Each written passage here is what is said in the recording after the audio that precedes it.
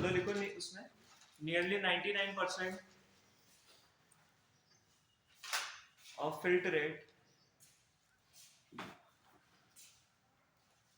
has to be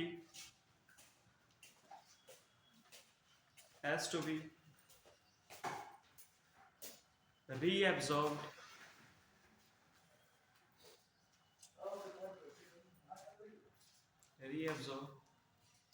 by renal tubules.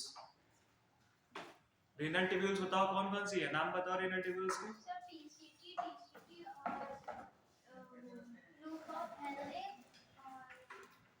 ठीक है, PCT, ठीक है, लूप ऑफ हेनले, फिर DCT, फिर कलेक्टिंग ट्यूब्यूल, ये सारी क्या है, रीनल ट्यूब्यूल। समझ में आ गया? तो जो 99% एब्जॉर्ब हो रहा है, चीजें रीअब्जॉर्ब करी जा रही है, वो इन्हीं के द्वारा कर ली जा रही है। ठीक है, यूरिन तुम्हारा जो फिल्ट्रेट बनना है वो बहुत ज्यादा बनता है, 180 लीटर। यूरिन तुम निकालते हो केवल 1 से 1.5 लीटर। ठीक है, तो 90% जो फिल्ट्रेट बनना है ग्लोमेरुलस में, वो क्या होता है, रीअब्जॉर्ब हो जाता है। कहाँ रीअब्जॉर्ब हो जाता है? तो ये जो तुम्हारे रीनल ट्यूब्यूल्स है, इसी में अलग अलग जगह पे एब्जॉर्ब हो जाता है। ठीक है विकास, यहाँ दे तो जाओ भाई, कुछ तो दो, क्या है हाथों से हैं? तो बता कैसे क्या है? व्हाइट बोर्ड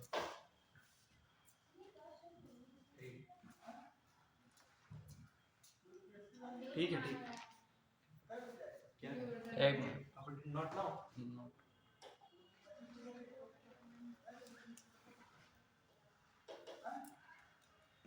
चलो लिख लिया? Yes sir.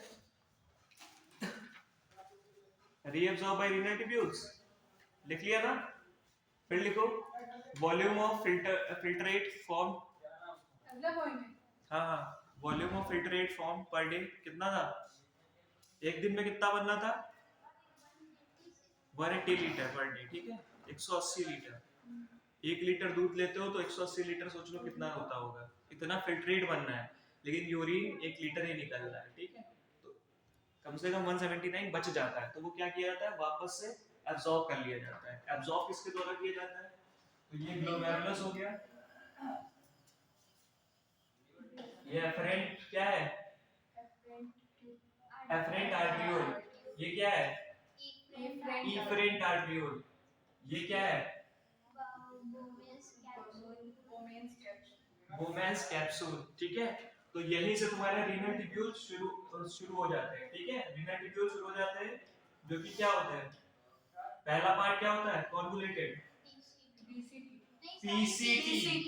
ठीक है, पिछला जो भी नहीं आता तुम लोगों को टेंशन मत लो, यहीं से शुरू है। ठीक है, इसका तो एक नेफ्रॉन होता है, वो फंक्शनल यूनिट होता है। जितना काम हो रहा है तुम्हारी किडनी में, वो नेफ्रॉन कर रहा है, इसलिए उसको फंक्शनल यूनिट कहते हैं, और वो किडनी में 10 लाख की संख्या में पाए जाते हैं। ठीक है, तो नेफ्रॉन का स्ट्रक्चर क्या होता है, ग्लोमेरुलस होता है।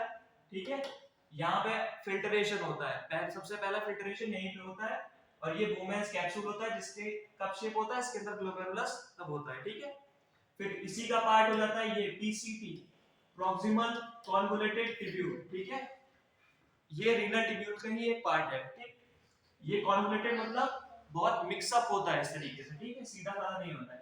फिर आ जाता है तुम्हारा क्या, लूप ऑफ हेनले। ठीक, यहाँ पे थोड़ा मोटा होता है, फिर धीरे धीरे पतला होता चला जाता है। ठीक है, थिन होता चला जाता है, मेडुला के अंदर तक थिन होता चला जाता है, फिर वापस से क्या ऊपर जाएगा, ऊपर जाएगा ना, तो इसको क्या कहते हैं, जो ऊपर जा रहा है। ठीक है, ये नीचे जा रहा है, इसलिए डिसेंडिंग लूप ऑफ हेनले। ठीक है, समझ में आ रहा है, ऊपर जा रहा है तो असेंडिंग लूप ऑफ हेनले। थोड़ा सा मोटा कर लेना। फिर यहाँ पे कौन सा पार्ट आता है, DCT। DCT क्या होता है, डिस्टल कॉन्वोल्यूटेड ट्यूब्यूल। ठीक है, फाइनली ये कहाँ एंटर हो जाता है, कलेक्टिंग ट्यूब्यूल या कलेक्टिंग डक्ट। ठीक है, इसमें ये आ जाता है। तो तुम्हारा जो फिल्ट्रेट बनना है, यहाँ से जो ब्लड आया उसमें इंप्यूरिटीज है, वो सबसे पहले फिल्ट्रेशन ग्लोमेरुलस में होता है। ठीक है, तो सबसे पहला प्रोसेस यूरिन फॉर्मेशन का क्या होता है, ग्लोमेरुलस फिल्ट्रेशन। ये कहाँ चला गया, वापस आओ।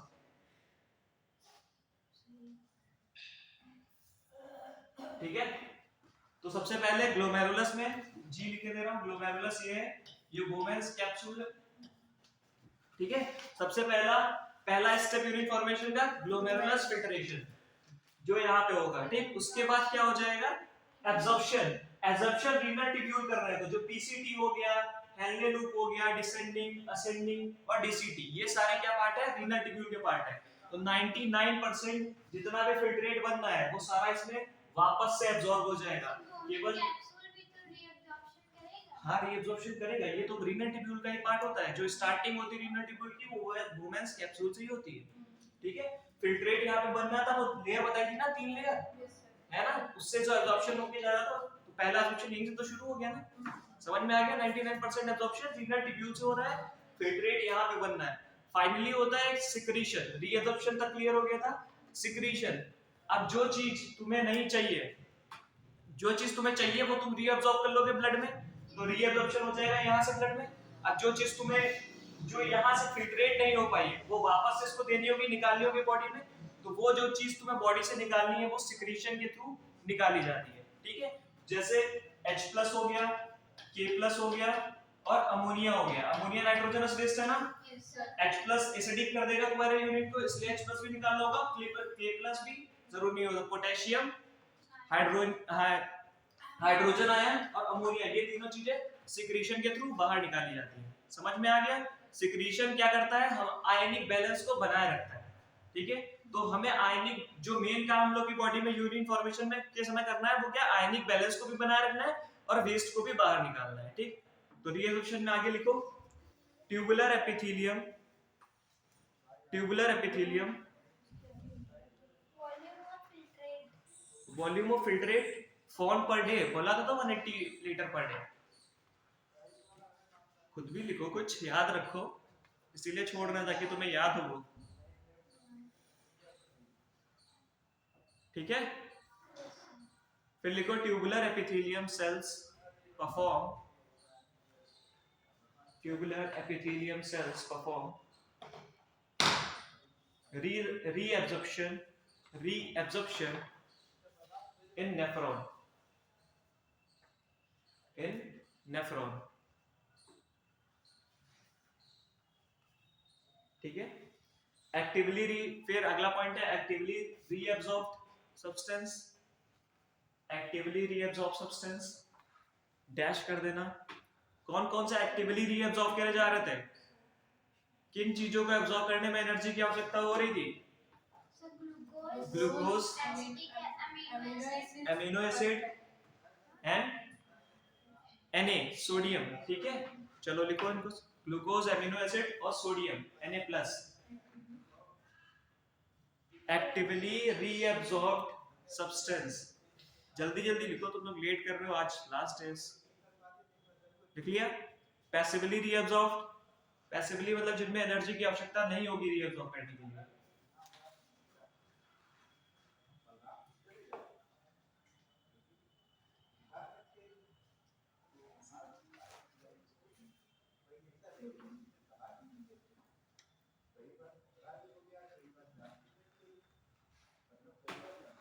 ठीक है, लिख लिया।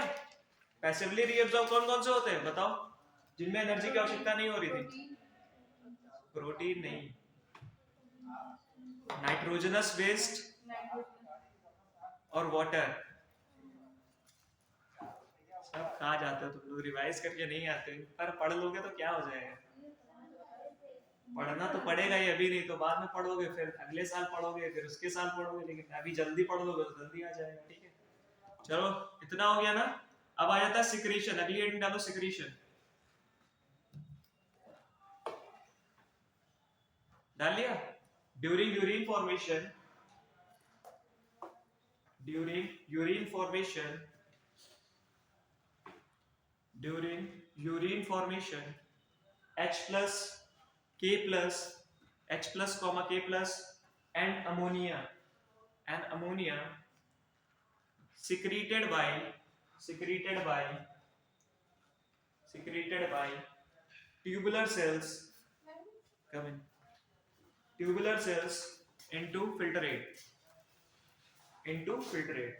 तो जो तुम्हारा H प्लस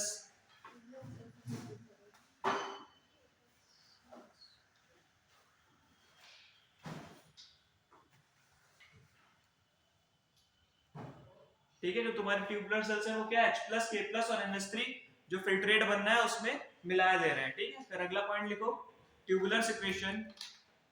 अब इस जो सिक्रीशन किया जा रहा है इसका काम क्या होगा, तो अभी बताया मैंने, आयनिक बैलेंस को ये मेंटेन करेगा। ठीक है, tubular secretion help in maintenance of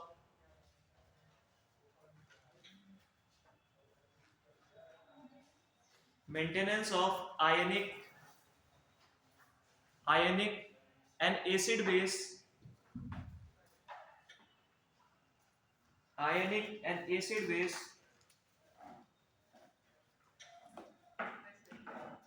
balance of the body fluid.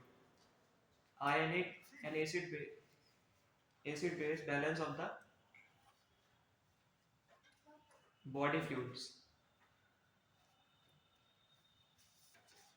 ठीक है, फिर हेडिंग डालो functioning of tubules, functions of tubules, function of tubules.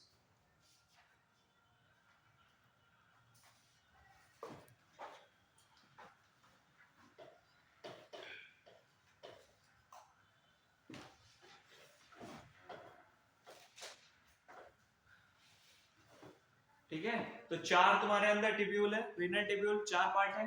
पहला क्या है, पहला क्या है पीसीटी। ठीक है, वो वहां से कंटिन्यू तो है लेकिन पहला पार्ट पीसीटी का होगा। ठीक है, बोमेंस कैप्सूल कंटिन्यू है वहां से। हेलो, इधर सुन लो क्या डिस्कस हो रहा है। पीसीटी दूसरा है, ट्यूब्यूल की बात कर रहे हैं ना, ट्यूब्यूल थोड़ी ना है, पार्ट तो है रीनल ट्यूब्यूल का, लेकिन जो पार्ट क्यों क्यों PCT DCT loop of Henle और कनेक्टिंग डक्ट नहीं होगा। ठीक है, तो लिखो पहला पीसीटी प्रॉक्सिमल कॉन्वोल्यूटेड ट्यूब्यूल, पहले हेडिंग डालना proximal convoluted tubule. Come in good afternoon.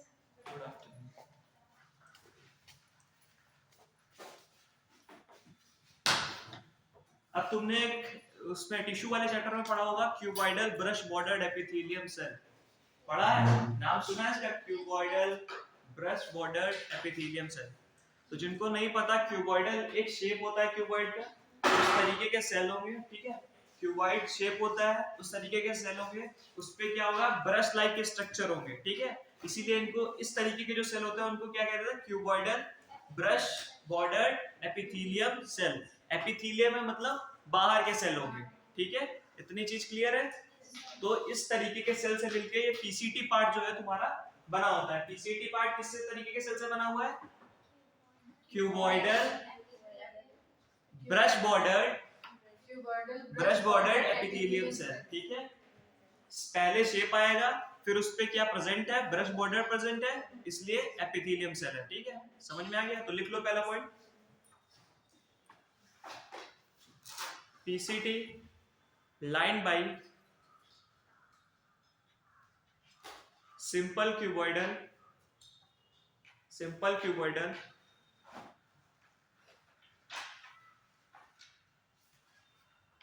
brush bordered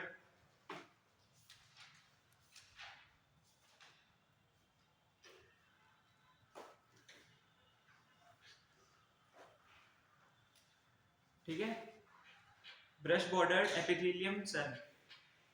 अब देखो ये जो ब्रश बॉर्डर्ड है ना, इसके कारण क्या होगा, देखो एक सेल है, उस नॉर्मल सेल है, अब उस पे ब्रश लग गया तो उसका एरिया नहीं बढ़ जाएगा, जितनी चीजें वो खींच पाएगा अपने ब्रश के द्वारा, मान लो इस तरीके से लहरा रहे हैं तो वो लगातार ज्यादा चीजें उसके कांटेक्ट में आएंगी, उसका एरिया बढ़ेगा।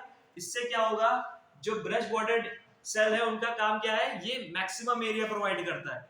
मैक्सिमम एरिया प्रोवाइड करेगा तो मैक्सिमम रीअब्जॉर्प्शन जो होगा वो पीसीटी एरिया में होगा।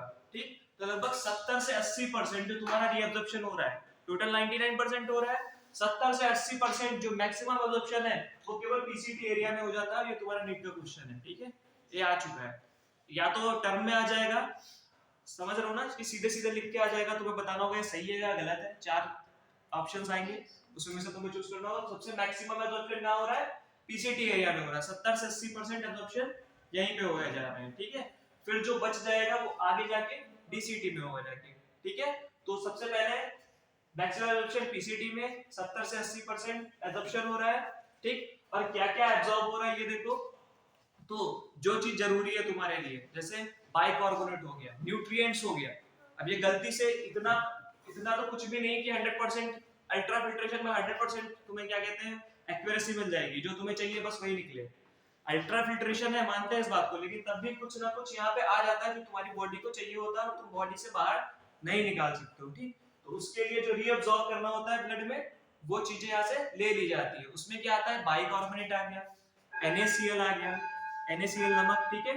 बहुत ज्यादा तुम नहीं निकाल सकते हो अपनी बॉडी से, ठीक है। फिर न्यूट्रिएंट्स आ गए, न्यूट्रिएंट समझ रहे हो ना, न्यूट्रिएंट्स आ गए, पोषक तत्व जो तुम्हें चाहिए, ठीक। फिर क्या होता है, कुछ चीजें जो चाहिए वो तो तुमने अब्सॉर्ब कर ली, अब कुछ चीजें तुम्हें निकालनी भी होंगी जो जरूरी है तुम्हारे आयनिक बैलेंस के लिए। तो मैंने अभी तुम्हें बताया H+ K+ अमोनिया, ये पीसीटी निकाल देता है। सिक्रीट क्या करेगा? सिक्रीट करेगा ये, ठीक है। एब्सॉर्ब क्या करेगा? एब्सॉर्ब क्या करेगा? बाइकार्बोनेट आयन, ठीक है। और न्यूट्रिएंट्स, ठीक है। तो ये इस पार्ट को थोड़ा ज्यादा ध्यान रखना, क्योंकि मैक्सिमम एब्जॉर्प्शन जो हो रहा है, समझ रहे हो, वो पीसीटी पार्ट से हो रहा है 70 से 80%। एब्सॉर्ब क्या कर रहा है? कार्बोनेट और न्यूट्रिएंट्स। सिक्रीट क्या कर रहा है? H+ K+ और NH3। और क्यों सिक्रीट कर रहा है? ताकि आयनिक बैलेंस बना रहे। समझ रहे हो ना? चलो लिखो,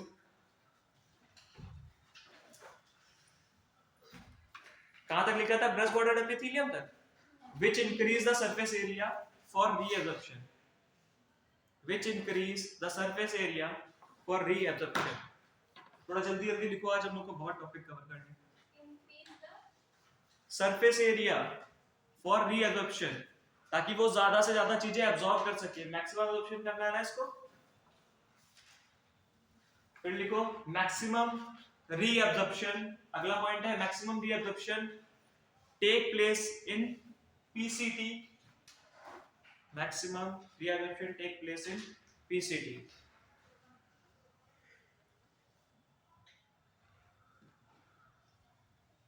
About 70 to 80% of electrolyte and water are reabsorbed by this segment, ठीक है। reabsorbed by this segment 70 से 80% वाटर और इलेक्ट्रोलाइट समझ रहे हो ना? इलेक्ट्रोलाइट जो आयन देता है तुम्हें, NaCl क्या इलेक्ट्रोलाइट है कि नहीं है? नमक NaCl इलेक्ट्रोलाइट है या नहीं है? है ना, Na+Cl-। तो इस तरीके के जो होंगे प्लस माइनस में टूटने वाले वो इलेक्ट्रोलाइट होते हैं, ठीक है। तो ये सारी चीजें एब्जॉर्ब करेगा ये, प्लस वाटर भी रीअब्जॉर्ब करेगा। प्रोटीन का मैक्सिमम रीअब्जॉर्प्शन बोमेन कैप्सूल में होगा। प्रोटीन का मैक्सिमम एब्जॉर्प्शन यहीं पे होगा, जो ओवरऑल हर चीज का एब्जॉर्प्शन यहीं से पीटी से मैक्सिमम हो, पीसीटी से मैक्सिमम होगा, वुमेन्स कैप्सूल से नहीं होगा। जिस भी चीज, जो भी चीज तुम्हें वापस से अपने ब्लड में ले जानी है, उसका मैक्सिमम एब्जॉर्प्शन यहीं पे हो रहा है 70 से 80%, ठीक है। समझ रहे हो? देखो एक चीज होती है एब्जॉर्प्शन, एक चीज होती है फिल्ट्रेशन। फिल्टर होके यहाँ पे तो आएगा हर चीज, वुमेन्स कैप्सूल में हर चीज आएगी, लेकिन तुम्हारे ब्लड में कहां से जाएगी? तो वो पीसीटी से जाएगी। तुम लोग अभी तक यही नहीं समझ पा रहे रीअब्जॉर्प्शन हो कहां रहा है। रीअब्जॉर्प्शन हो रहा है तुम्हारे रीनल ट्यूब्यूल से तुम्हारे ब्लड में। तो मैक्सिमम रीअब्जॉर्प्शन कहां पे हो रहा है? पीसीटी में, ठीक। तो जितना प्रोटीन अगर मान लो गलती से यहाँ न्यूट्रिएंट्स आ गए, वो सारे यहीं से मैक्सिमम रीअब्सॉर्ब हो गए। समझ में आ रहा है? ठीक है, चलो अगला लिखो। कहां तक लिख लिया? Reabsorb by this segment. अगला point PCT maintain, last point है इसका ये। PCT maintain ionic balance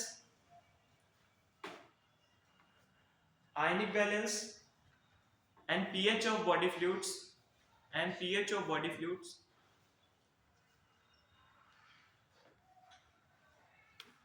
by selective secretion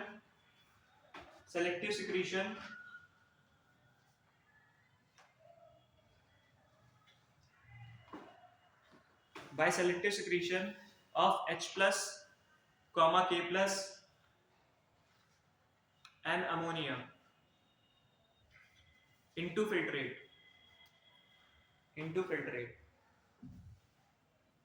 and by adsorption of bicarbonate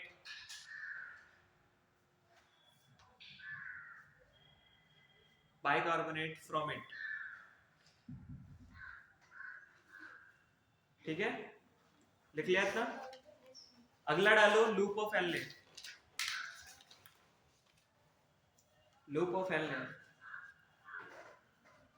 अब देखो मैक्सिमम तुमने पढ़ लिया, फिर आ जाता है मिनिमम।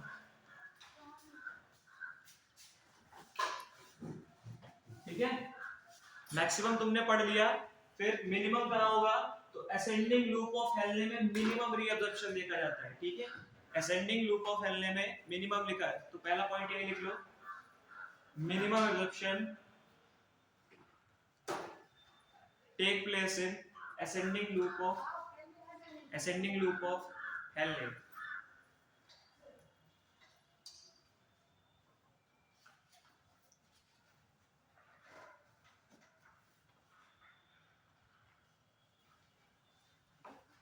ठीक है, इसका बहुत सिंपल सा काम है, असेंडिंग लूप हेल्ले लूप का बहुत सिंपल सा काम है। एक तुमने टर्म कल बताया था मैंने, वासा रेक्टा। वासा रेक्टा याद है?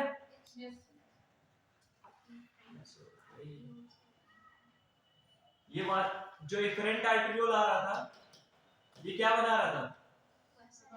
वासा रेक्टा को बना रहा था ना, जो किसके पैरेलल रन कर रही थी?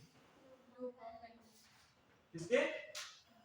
हेल्ले लूप के पैरेलल रन कर रही थी वासा रेक्टा। वासा रेक्टा क्या है? एफरेंट आर्टेरियोल का एक्सटेंशन ही है। पेरिट्यूबुलर कैपिलरीज थी, आर्टरी होती है, जब डिवाइड होती चली जाती है, कैपिलरीज फाइनली सबसे छोटी कैपिलरीज होती है। तो पेरिट्यूबुलर कैपिलरीज जो होती है, पेरिट्यूबुलर कैपिलरीज वो जब जो पैरेलल रन करती हैं लूप ऑफ हेल्ले के, उतने पार्ट को वासा रेक्टा कहा जाता है जो पैरेलल रन कर रही है। ठीक है, इसको नाम दे दिया गया है वासा रेक्टा। ठीक है, लूप ऑफ हेल्ले के पैरेलल वासा रेक्टा है। अब देखो यहां पे जो चीज है, दूसरा कलर हो सकता है, ये जो है फिल्ट्रेट तुम्हारा यहां से आ रहा है इस तरीके से, फिर ऊपर जाएगा फाइनली। ठीक है, तो ये जो पार्ट है ये क्या है? डिसेंडिंग लूप ऑफ हेल्ले है। सुन लो, इधर सुन लो, फोन की रिंगटोन बाद में वो चेंज कर देंगे, अच्छी वाली सुन लो। तो यहाँ पे देखो इसका काम है केवल, ये परमेबल होता है H2O के। H2O सब जानते हैं ना, वाटर। ठीक है, तो जब परमेबल होगा, परमेबल का मतलब होता है निकल सकता है इससे बाहर। ठीक है, परमेबल H2O के, ये ascending loop of Henle permeable NaCl के, इलेक्ट्रोलाइट या NaCl के। ठीक है, एक्टिवली और पैसिवली, इसका कुछ पार्ट पैसिवली NaCl निकाल सकता है, और ऊपर वाला पार्ट एक्टिवली मतलब एनर्जी देके NaCl को बाहर निकाल सकता है। तो डिसेंड लूप ऑफ हेल्ले का बस इतना काम है कि ये H2O के परमेबल है और ये NaCl के परमेबल है। फिर ये जब काउंटर करंट मैकेनिज्म करेगा, अभी वो भी पढ़ाने वाला हूँ, सुन लो। काउंटर करंट क्या होता है कि इस तरफ जो ब्लड का फ्लो है वासा रेक्टा में, उसके अपोजिट ब्लड ये फ्लो है ब्लड का। इसके कारण क्या है, ये हेल्प करते हैं आयनिक बैलेंस, ऑस्मोलैरिटी मेंटेन करने में। यहाँ पे ढेर सारा फ्लूइड प्रेजेंट होगा ना, मेडुला है यहाँ पे, इस पार्ट को कहते हैं मेडुला। यहाँ पे ढेर सारा फ्लूइड प्रेजेंट है, तो इसमें ये बराबर सिक्रीट कर रहे हैं, कोई वाटर निकाल रहा है, कोई NaCl निकाल रहा है, तो इसमें सब घुल मिल रहा होगा ना, इसमें भी तो बैलेंस बनाना होगा। ठीक, तो ये जो काउंटर करंट मैकेनिज्म होगा कि मतलब हेल्ले लूप में इस तरीके से फिल्ट्रेट पास हो रहा है, और वासा रेक्टा में जो ब्लड का फ्लो है ये अपोजिट डायरेक्शन में, इस साइड से इस साइड की ओर है। ठीक है, तो ये काउंटर करंट मैकेनिज्म बनाता है, जो क्या करता है, ऑस्मोलैरिटी को रेगुलेट करता है तुम्हारे किसमें, मेडुलर इंटरस्टिशियल स्पेस में। मेडुला में जो खाली स्पेस है, मेडुलरी रीजन में जो खाली स्पेस है, वहां पे जो ऑस्मोलैरिटी मेंटेन कर रहा है, उस मैकेनिज्म को कहते हैं काउंटर करंट मैकेनिज्म। ठीक है, और काउंटर करंट मैकेनिज्म क्यों कहते हैं, क्योंकि जो फ्लो, नदी के करंट फ्लो को क्या कहते हैं, करंट कहते हैं, रिवर करंट कहते हैं। उसी तरीके से यहाँ पे जो फ्लो है उसको करंट कहा जा रहा है। तो एक फ्लो होगा जो तुम्हारा हेल्ले लूप का फ्लो होगा, और दूसरा अपोजिट डायरेक्शन में वासा रेक्टा का फ्लो होगा। इनके कारण जो अपोजिट फ्लो है इसको काउंटर करंट मैकेनिज्म कहा जाता है। समझ रहे हो? काउंटर करंट मैकेनिज्म का फायदा क्या होगा? जो तुम्हारा मेडुलरी रीजन है ना, वहां पे एक्सचेंज ऑफ NaCl और वाटर होगा, जिससे ऑस्मोलैरिटी आयनिक बैलेंस जो है वहां का बना रहेगा। ठीक है, इससे डिस्टरबेंस भी नहीं आएगा और जो चीजें तुम्हें निकालनी है और वापस से देनी है वो सारी होती रहेगी। समझ रहे हो ना? बैलेंस बना के रखना है प्लस जो अपना काम है वो भी निकाल के रखना है। ठीक है, क्लियर है? काउंटर करंट मैकेनिज्म का क्या फायदा है? क्या फायदा है counter current mechanism? Osmolarity medulla interstitial space में मेंटेन करके रखता है counter current mechanism.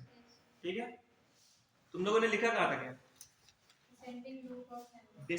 Henley loop, descending loop of Henle लिखा?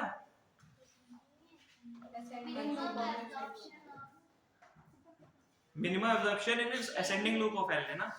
पहला लिखो descending loop of Henle. Descending loop of Henle किसके परमिएबल है? ये descending loop of Henle permeable किसके है?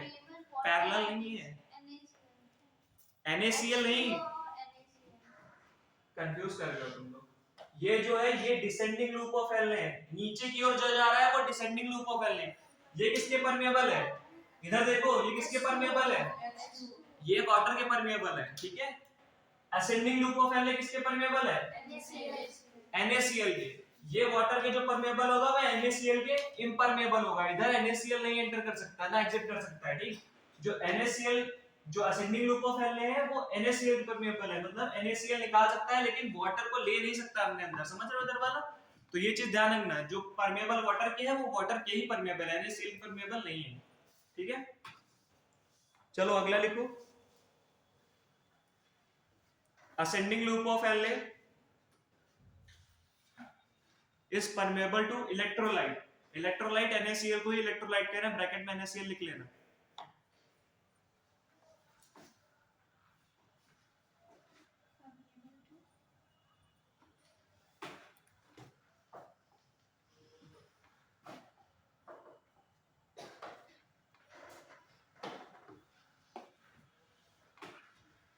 इलेक्ट्रोलाइट लिख लिया, NaCl ब्रैकेट में लिख लो। परमेबल टू इलेक्ट्रोलाइट ब्रैकेट में NaCl, इलेक्ट्रोलाइट जिसको कह रहे हैं वो NaCl है। ठीक है, एक्टिवली स्लैश या और लगा के passively, but impermeable to water. ठीक है,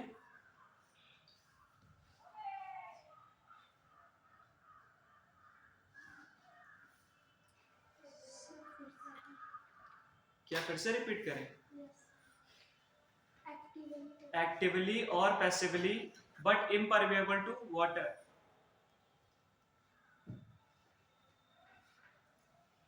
अगला पॉइंट है, as the concentrated filtrate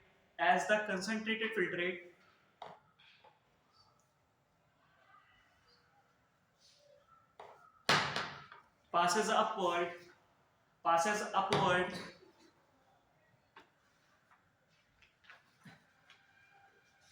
as the concentrated filtrate passes upward, it gets diluted।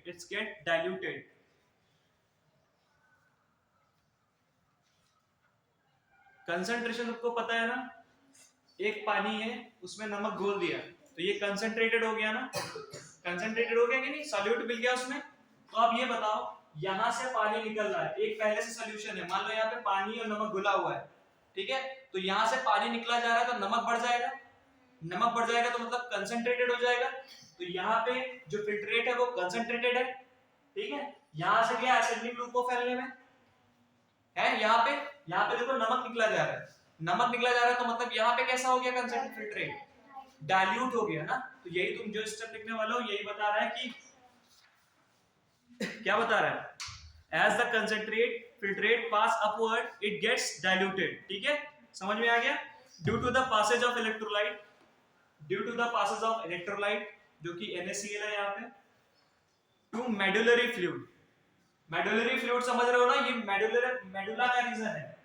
ठीक है, ये जितना रीजन है ये मेडुला का, ये आउटर मेडुला है, आउटर मेडुला, और फिर जितना नीचे चले जाओगे वो inner medulla.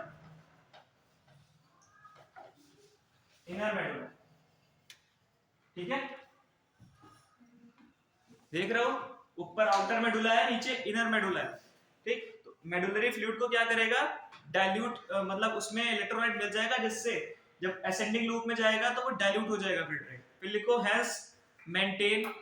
hence maintain a high osmolarity, hence maintain a high osmolarity,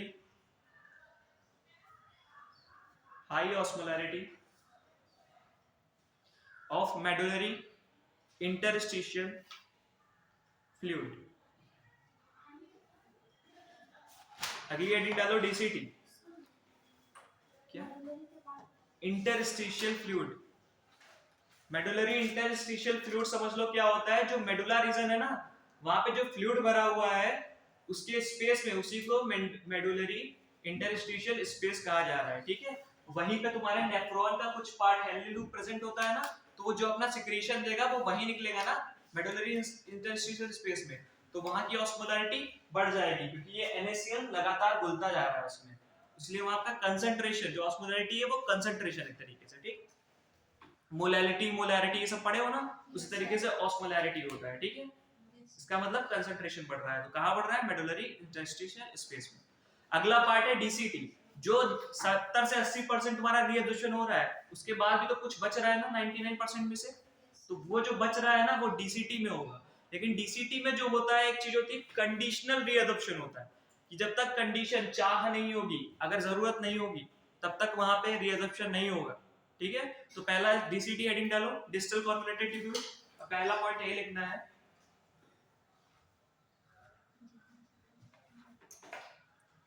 conditional reabsorption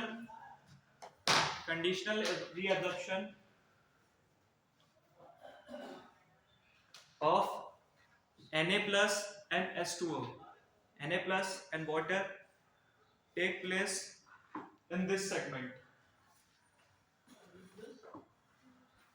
Na plus and water take place in this segment। DCT में Na plus और water का conditional, अभी तुम एक पढ़ोगे रेनिन एंजियोटेंसिन मैकेनिज्म, ठीक है। ये क्या है, दोनों हार्मोन है, ठीक है, हार्मोन है, इनके कारण क्या होता है, Na प्लस और वाटर का रीअब्जॉर्प्शन होता है, अभी आगे पढ़ोगे, वहां पे ये काम आता है, जो कंडीशनल रीअब्जॉर्प्शन है वहां पे काम आता है, जब तुम्हारे ब्लड फ्लो को, ग्लोमेरुलर फिल्ट्रेशन को बढ़ाना होता है, ठीक। तो चलो आगे लिखो, डीसीटी मेंटेन, बाकी तो सेम काम है, पीसीटी वाला रहेगा। DCT maintain the pH, anionic balance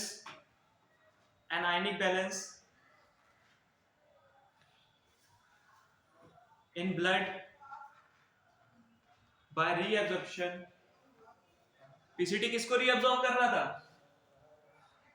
PCT किसको रीअब्सॉर्ब कर रहा था, पहला वाला पार्ट किसको रीअब्सॉर्ब करना था, लिखवाया है तुम्हें, SCO3 बाइकार्बोनेट को रीअब्सॉर्ब कर रहा था, और सिक्रीट किसको कर रहा था, सिक्रीट कर रहा था H+, K+ और NH3 को, ठीक। तो लिख लो, blood by reabsorption of bicarbonate SCO3-, इसको बाइकार्बोनेट कहते हैं, and selective secretion of H+,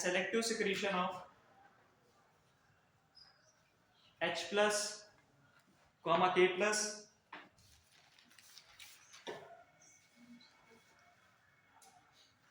and ammonia, ठीक है। तो पीसीटी और डीसीटी का काम लगभग सेम है, दोनों ही क्या बाइकार्बोनेट को एब्जॉर्ब कर रहे हैं, प्लस सिक्रेट किसको कर रहे हैं, H+, K+ और अमोनिया को, ठीक है। तो जो चाहिए उसको ले रहे हैं, जो नहीं चाहिए उसको फिल्ट्रेट में वापस से भेजे दे रहे हैं, समझ में आ गया। लेकिन डीसीटी हल्का सा अलग है, क्योंकि ये जब एक कंडीशन आती है, कंडीशन आने पे Na+ और वाटर को भी एब्जॉर्ब करने लग जाता है, समझ रहे हो ना, थोड़ा सा अलग क्या चीज है इसमें, Na+ जो सोडियम आयन है और जो वाटर है, एक कंडीशन आने पे, जो अभी आगे तुम लोग पढ़ोगे कब, उसको एब्जॉर्ब करने लग जाता। तो ये डीसीटी में ध्यान रखने वाली बात बस कंडीशनल एब्जॉर्प्शन है, ठीक है। आगे आ जाता है कलेक्टिंग ट्यूब्यूल या collecting duct. Collecting duct heading डालो,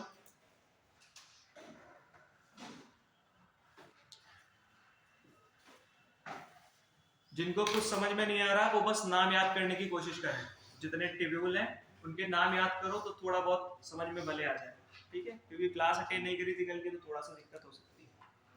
कोशिश करोगे तो समझ में आ जाएगा, इतना टफ नहीं है। ठीक, कलेक्टिंग डक्ट लिखा, कलेक्टिंग डक्ट समझ ही रहे हो, इतनी लंबी सी है, लॉन्ग डक्ट है, कॉर्टेक्स से मेडुला के बीच में आएगी। ठीक, तो कॉर्टेक्स ऊपर वाला रीजन को कॉर्टेक्स कहते हैं, जहां नेफ्रॉन स्टार्ट होता है।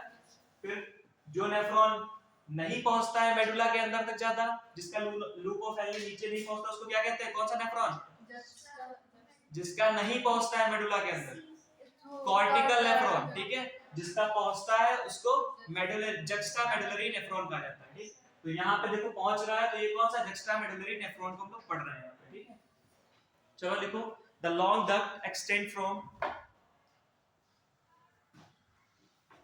cortex of kidney to inner part of medulla.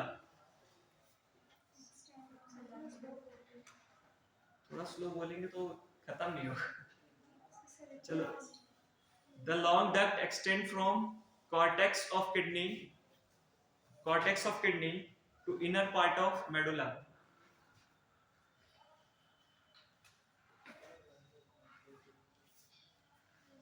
ठीक है, small amount of urea passed into medullary interstitium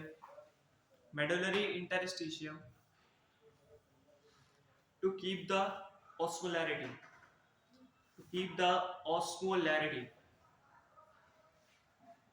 Osmolarity मतलब आयनिक बैलेंस और वाटर का बैलेंस। ठीक है, लिख लिया।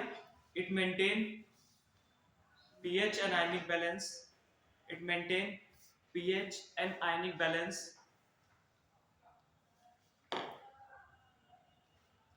By selective secretion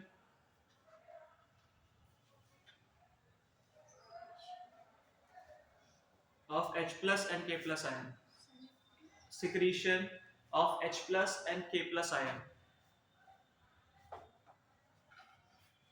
अगला पॉइंट, लास्ट पॉइंट है इसका, लार्ज अमाउंट ऑफ वाटर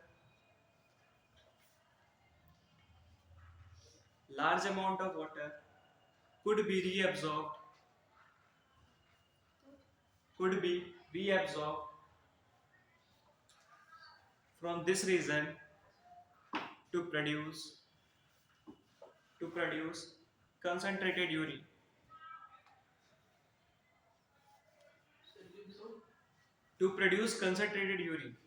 ठीक है, तो कलेक्टिंग ट्यूब्यूल का क्या काम है? देखो, पहला कि यहाँ पे ये कॉर्टेक्स से मेडुला तक प्रेजेंट होता है। ठीक है, लॉन्ग ट्यूब है, लॉन्ग डक्ट है या लॉन्ग ट्यूब्यूल है, जो कॉर्टेक्स से मेडुला तक प्रेजेंट होता है। इससे क्या करते हैं हम लोग? मैक्सिमम वाटर जितना ले सकते हैं, ठीक है, जितना वाटर ले सकते हैं वो वापस ले लेते हैं। ठीक है, दूसरा काम क्या करते हैं? इससे हम लोग थोड़े अमाउंट का यूरिया भी ले लेते हैं।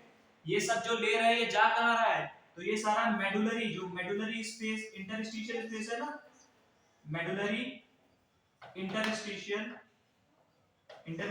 स्पेस, ठीक है, या फ्लूइड कह लो, स्पेस या फ्लूइड कह लो, जिसमें फ्लूइड भरा हुआ है, तो इसी में सब घुलता जा रहा है। इससे क्या हो रहा है? ऑस्मोलैरिटी भी मेंटेन रह रही है और जो हमें निकालना है वो निकलता भी जा रहा है। तो ट्यूब्यूल का अगर तुम काम देखो, एक तरीके से जितने भी ट्यूब्यूल है, इनका काम क्या है? जो हमें चाहिए वो हम रीअब्सॉर्ब कर लेंगे, जो हमें नहीं चाहिए वो हम सिक्रीट कर देंगे फिल्ट्रेट में, ताकि वो बाहर निकल सके। इसके साथ साथ जो भी आयन का लेन देन हो रहा है, ये क्या कर रहा है? मेडुला के अंदर जो फ्लूइड है उसकी ऑस्मोलैरिटी या उसका क्या है, आयन बैलेंस को मेंटेन रख रहा है।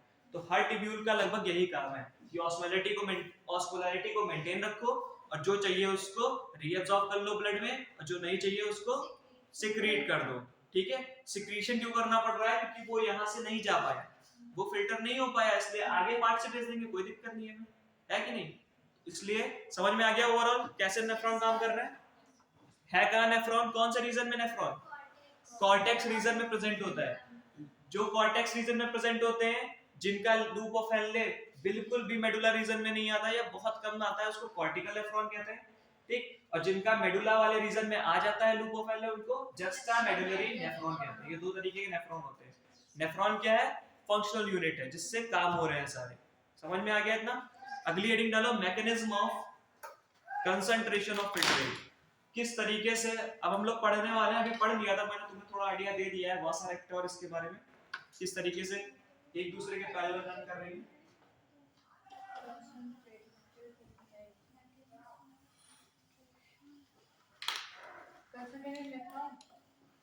क्या concentrated? Mechanism of concentration of filtrate.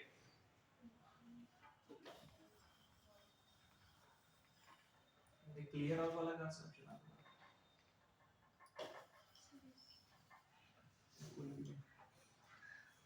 Clear all option कहां से आता है? यहां से नहीं सर, अभी टच नहीं हुआ है सर। अच्छा, धन्यवाद। ठीक है, तो mechanism of concentration of filtrate मतलब किस तरीके से फिल्ट्रेट को कंसंट्रेट किया जाएगा। ठीक है, सबसे पहले देखो ये तुम्हारा लूप ऑफ एले, आगे जाके ये पतला हो जाएगा। ठीक है, फिर ये असेंडिंग लूप ऑफ एले,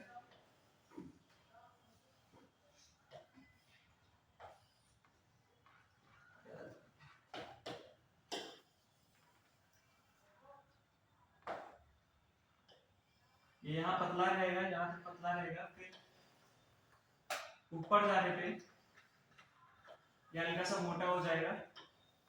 ठीक है, फिर कनेक्टिंग डक्ट में चला जाएगा। इसके पैरेलल क्या रन कर रहा था? वासा रेक्टा, जो मैं इधर बना दे रहा हूँ। ठीक है, पैरेलल में रन कर रहा है मतलब इसके पीछे होगा। ठीक, ये वासा रेक्टा है, इससे बन रही है वासा रेक्टा। एफरेंट आर्टेरियोल या पेरिट्यूबुलर कैपिलरीज। ठीक है, ठीक है, ये डिसेंडिंग पार्ट है। किसके परमेबल है डिसेंडिंग पार्ट? किसके परमेबल है? वाटर, मतलब वाटर निकाल सकता है ये। और असेंडिंग पार्ट किसके परमेबल है? NaCl या इलेक्ट्रोलाइट, उसी को कहा जा रहा है। ठीक है, तो अब देखो जो फिल्ट्रेट आया तुम्हारा, ठीक है, वो इसमें कुछ इस तरीके से जाता है, अभी बता चुके हैं, फिर कंफ्यूज मत करना इसको। इस तरीके से जा रहा है। ठीक है, इतना आप सबको पता है ना? इसमें इस तरीके से जा रहा है, और जो ये ब्लड वाला है तुम्हारा वासा रेक्टा, इसमें ब्लड फ्लो करता है। ब्लड कुछ इस तरीके से इस डायरेक्शन में फ्लो करता है। इसको उठा के इसके पीछे रख दो। ठीक है, इसको उठा के इसके पीछे रख दो। इसमें इस तरीके से जा रहा है, उसमें इस तरीके से जा रहा है, तो काउंटर करंट हो गया। फ्लो को करंट कह रहे हैं, काउंटर मतलब अपोजिट डायरेक्शन में। ठीक है, फिर इनका जो फ्लो हो रहा है काउंटर हो रहा है, प्लस इसका जो लेन देन हो रहा है, इससे जो निकल रहा है वो इसमें जा रहा है NaCl। ठीक है, और इससे वापस NaCl फ्लूइड में आया जा रहा है। तो कहोगे कर क्यों रहे हैं? कर क्यों कर रहे हैं? तो इन दोनों, इस करने का कारण क्या है कि मेडुला का जो कंसंट्रेशन है वो बना रहे हैं बस। ठीक है, जो काउंटर करंट मैकेनिज्म है बस ऑस्मोलैरिटी मेंटेन करने के लिए करा जा रहा है। ठीक है, जिससे ऑस्मोलैरिटी भी मेंटेन रहे और लेन देन भी हो जाए। समझ रहे हो? चलो ठीक, लिखो आगे। ये बहुत इजी तरीका था, इससे अभी तुम्हें बहुत सारी चीजें इसमें बता दूंगा स्टेप, लेकिन तुम्हें कंफ्यूज हो जाओगे क्या करना है, तो वहां मत जाओ। तुम्हें समझना क्या है, जो कुछ भी यहाँ से निकल रहा है असेंडिंग लूप ऑफ एल से, क्या निकल रहा है? इलेक्ट्रोलाइट निकल रहा है ना, वो वासा रेक्टा के साथ एक्सचेंज में जा रहा है। एक तरफ इस तरफ होगा ना ये लेफ्ट वाला, इसका जो ये पार्ट है वो इस तरफ होगा नीचे वाला, तो यहाँ NaCl जाएगा और इस वाले से वापस से निकल के वही फ्लूइड में मिल जाएगा। ठीक है, चलो लिखो। Henle loop and vasa recta play a significant role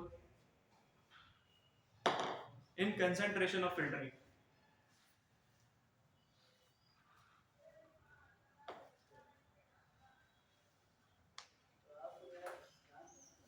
अगला पॉइंट है the flow of filtrate, significant role in concentration of filtrate. ठीक है, flow of filtrate, the flow of filtrate in two limbs of Henle loop is in opposite direction.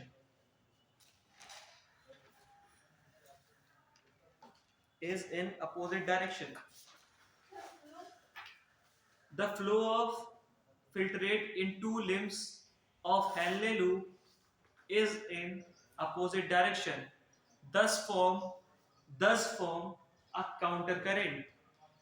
Thus form a counter current. Next point है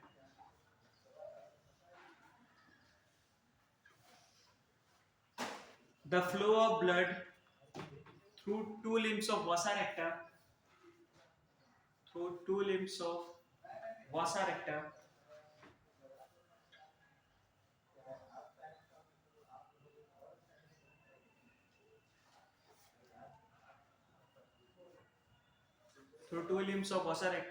is also a counter current pattern.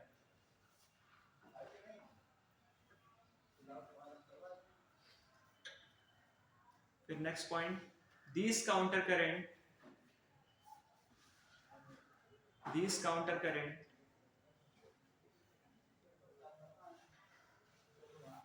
in vasa recta and Henle loop help in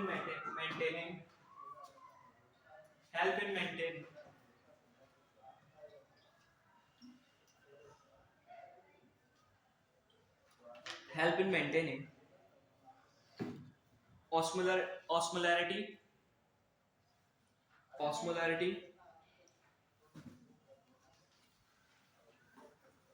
toward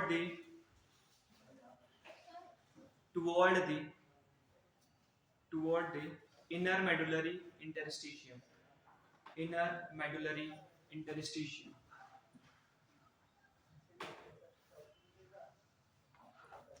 That is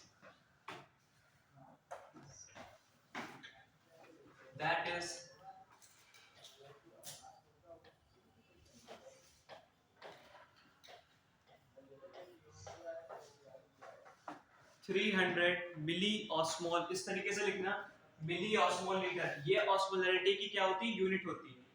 ठीक है, तो ये 300 milli osmole litre in cortex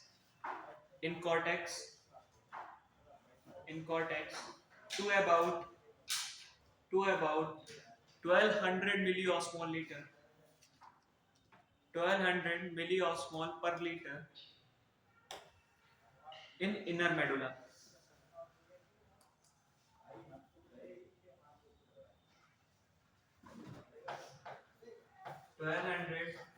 milli osmol per liter in inner medulla. ठीक है, तो ये जो तुम्हारा काउंटर करंट है, इसमें और इसमें प्लस इन दोनों का एक दूसरे के रिस्पेक्ट में ये क्या कर रहा है? ऑस्मोलैरिटी को रेगुलेट कर रहा है. किस तरीके से रेगुलेट कर रहा है? जो कॉर्टेक्स में हमें चाहिए 300 ऑस्मोलैरिटी, वो वहां पे मेंटेन हुई जा रही है यहाँ के सिक्रीशन के द्वारा, जो रीअब्जॉर्प्शन और सिक्रीशन हो रहा है. फिर जब हम लोग नीचे आ रहे हैं तो देख रहे हो वाटर निकलता जा रहा है. तो उसमें कंसंट्रेशन इलेक्ट्रोलाइट का बढ़ेगा, NaCl का कंसंट्रेशन बढ़ेगा. तो यहाँ से वाटर निकला, फिर नीचे जाओगे और वाटर निकलेगा, फिर नीचे जाओगे और वाटर निकलेगा, तो फाइनली ऑस्मोलैरिटी बहुत ज्यादा बढ़ जाएगी. ठीक है, तो यहाँ 300 थी, फिर 400 होगी, फिर 500 होगी, फिर नीचे जाने पे 600 होगी. ठीक है, इसी तरीके से 900 होगी, फिर फाइनली सबसे नीचे जाने पे इनर मेडुलरी इंटरस्टिशियम में जाने पे मैक्सिमम 1200 मिली ऑस्मोल पर लीटर इतनी ऑस्मोलैरिटी देखी गई है. ठीक है, तो इस तरीके से ऑस्मोलैरिटी को मेंटेन करने में ये वाली जो मैकेनिज्म है वो हेल्प कर रही है. ये डाटा है, तुम्हें याद रखना है. 300 मिली ऑस्मोल से 1200 मिली ऑस्मोल. 300 मिली ऑस्मोल कहां पे है ऑस्मोलैरिटी? कॉर्टेक्स में. ये ध्यान रखना है, कॉर्टेक्स में कितनी है? 300 मिली ऑस्मोल पर लीटर ये ऑस्मोलैरिटी है. और इनर मेडुलर इंटरस्टिशियम में, आउटर में अगर बात करी जाए तो 400 से 600. ठीक है, आउटर मेडुला. यहाँ देखो, यहाँ पे जो रीजन आ जाता है ना, ये वाला जिसमें हैंगल लूप स्टार्ट होता है शुरू में, डिप होना, इस रीजन को कहते हैं आउटर मेडुला. और अंदर बहुत डीप में चले जाओगे तो इनर मेडुला. समझ में आ गया? चलो, इनर मेडुला तक लिख लिया ना, 1200 मिली ऑस्मोल इन इनर मेडुला. अगला point, this gradient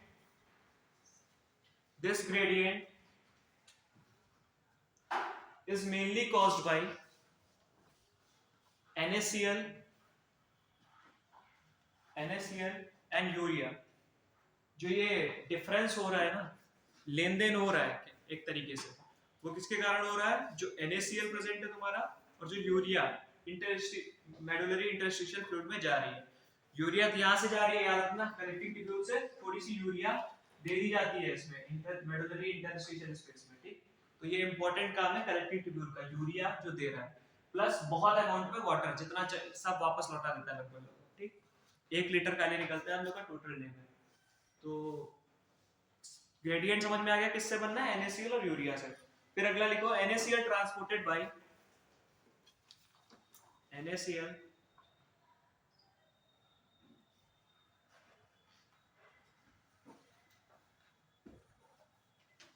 transported by ascending loop of Henle with descending loop of Vassar-Acta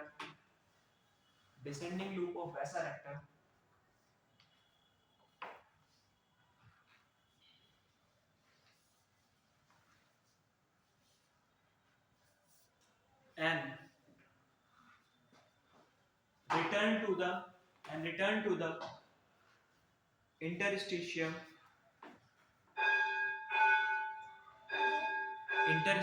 fluid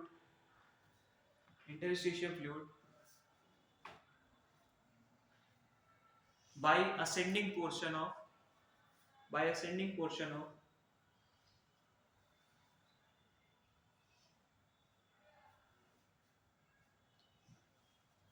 Vassar-Acta, ठीक है। जो तुमने अभी लिखा है वो देखो क्या लिखा है कि ये जो यहाँ से NaCl निकल रहा है, ascending loop of Vassar-Acta के से जो NaCl निकल रहा है, क्योंकि ये परमेबल NaCl के इलेक्ट्रोलाइट के, तो ये जा कहाँ रहा है? ये जा रहा है डिसेंडिंग लूप ऑफ Vassar-Acta में, सॉरी ये हेनले लूप का असेंडिंग है, ये जा रहा है डिसेंडिंग लूप ऑफ Vassar-Acta में। फिर क्या होगा, जो NaCl इसमें गया है ये वापस जाके जो असेंडिंग लूप ऑफ Vassar-Acta है उससे वापस से उसी इंटरस्टिशियल जो मेडुला का इंटरस्टिशियल फ्लूइड है उसमें मिल जाता है, ठीक है। फिर लिखो similarly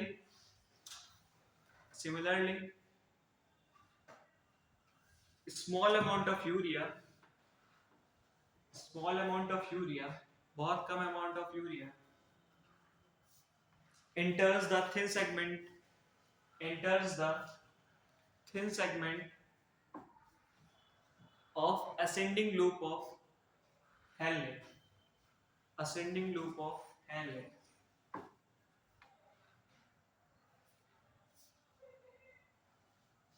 which transported back to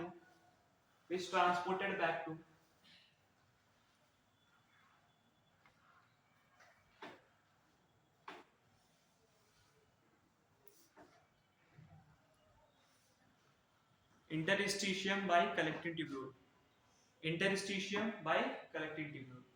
ठीक है।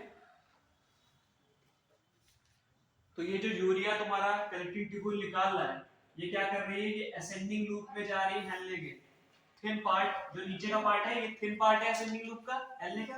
यूरिया यहाँ से निकली, यहाँ गई, वापस से ट्रेवल करके कलेक्टिंग ट्यूब्यूल में आई, फिर थोड़ी सी यहाँ पे रिलीज हुई, फिर यहाँ से गई, फिर वापस होके यही कर रही है यूरिया, ठीक है। ये क्यों कर रही है? क्योंकि इसको ऑस्मोलैरिटी मेंटेन रखनी है बस। तो मेन फंडा यही है कि ऑस्मोलैरिटी मेंटेन करके अपना काम चलाना है, ठीक। अपना काम से क्या मतलब है? जो उसमें न्यूट्रिएंट्स है तुम्हारे यूरिन में, या फिल्ट्रेट कह लो, अभी जो यहाँ पे है वो फिल्ट्रेट है, जब निकल जाएगा तो यूरिन हो जाएगा, ठीक। तो जो तुम्हारा फिल्ट्रेट है उसमें में से जो चाहिए तुम्हें एब्जॉर्ब करना है, और जो नहीं चाहिए उसको सिक्रीट कर देना है फिल्ट्रेट में।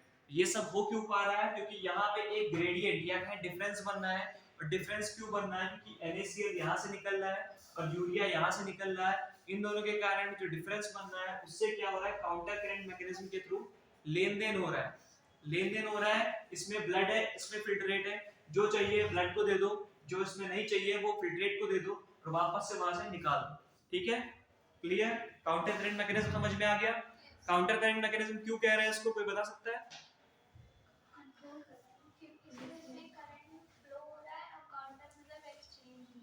काउंटर मतलब उल्टा है, ठीक। काउंटर का मतलब होता है तुमने मेरे मुक्का मारा, हमने तुम्हारे घूम के मुक्का मार दिया, तो ये काउंटर हुआ, ठीक है।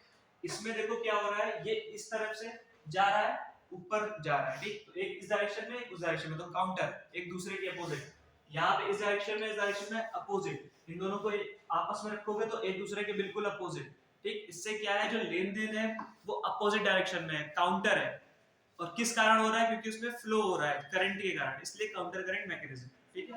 H2O secrete हो रहा है, कहाँ पे, मतलब वो descending order में। यहाँ पे, हाँ ये परमेबल है H2O में। तो सर वो कहीं पे मतलब एब्जॉर्ब नहीं हो रहा है। क्या H2O, H2O एब्जॉर्ब हो रहा है, क्यों, यहाँ पे भी एब्जॉर्ब होता है, यहाँ पे भी एब्जॉर्ब होता है H2O, मैक्सिमम एब्जॉर्प्शन हो रहा है, यहाँ से तो बहुत ही अमाउंट में एब्जॉर्ब हो रहा है अंदर। हाँ, जब large amount of H2O collecting tubule से ही एब्जॉर्ब हो रहा है।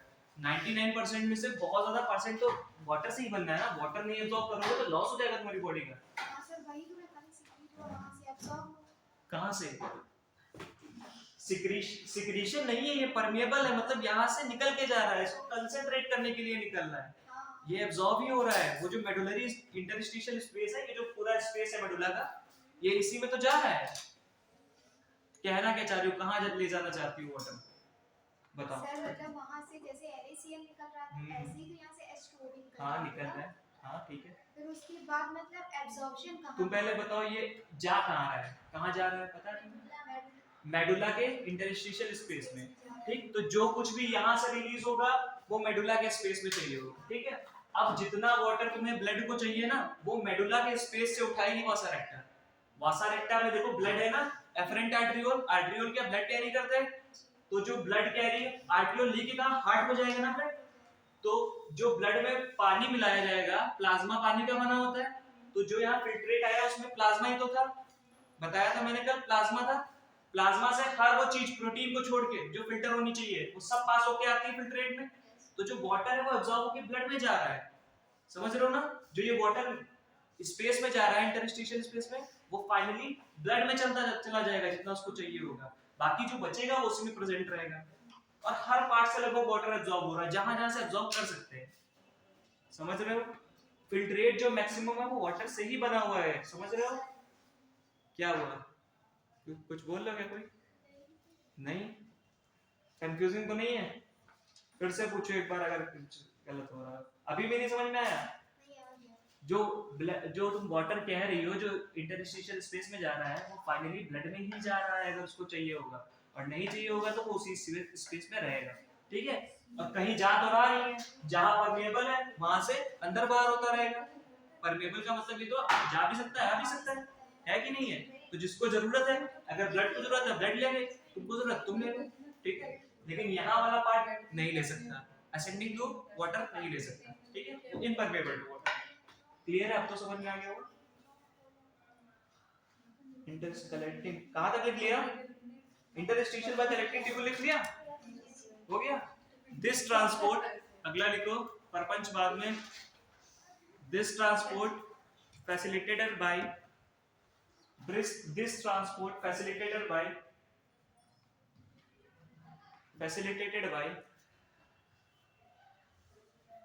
special arrangement of Henle's loop and Vossa-Recta, Henle's loop and Vossa-Recta, arrangement of Henle's loop and Vossa-Recta is called counter current mechanism, is called counter current mechanism.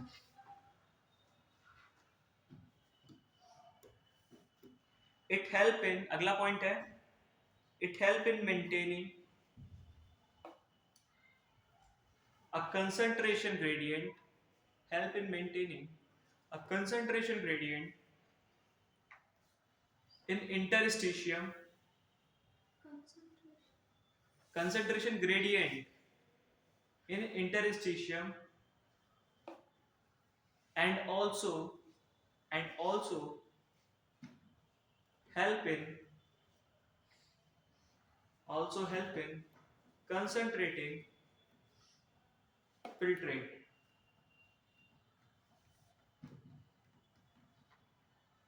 concentrating filtrate। Last note लिखो, एक note, human kidney produce human kidney produce nearly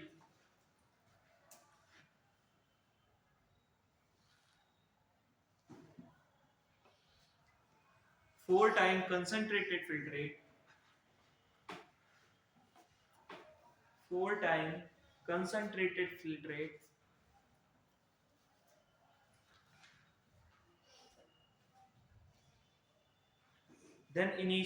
then the initial filtrate form. Initial filtrate form देखो रहे हो 300 milli osmole का था filtrate जब start हुआ था, वो कितने का गया 1200 मिली ऑस्मोल, इतना कंसंट्रेट कर दिया उसको, तो 3 चक्कू 12, ठीक 300 से 4 गुना हो गया। लाइन क्लियर है ना जो तुमने नोट लिखा है उसका, ठीक है। फिर अगला है हेडिंग डालो रेगुलेशन ऑफ किडनी फंक्शन।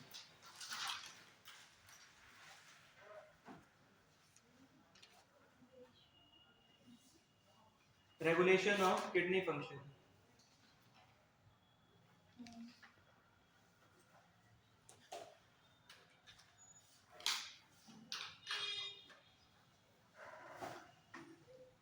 ठीक है। फिर लिखो इसमें पहला पॉइंट लिख लो, फिर आगे बताते हैं। Functioning of kidney regulated by, जल्दी जल्दी लिखो थोड़ा सा। फंक्शनिंग ऑफ किडनी, जो नहीं लिख पाएंगे उनको मैं नोट्स डाल दूंगा, लिख लेना आराम से, फिलहाल अभी जल्दी। Functioning of kidney regulated by hormonal feedback mechanism evolving the hypothalamus. Hypothalamus brain का पार्ट होता है, सबको पता है। दूसरा है JGA, ये कहाँ का पार्ट होता है JGA? जस्टा ग्लोमेरुलस अपरेटस किसका पार्ट होता है?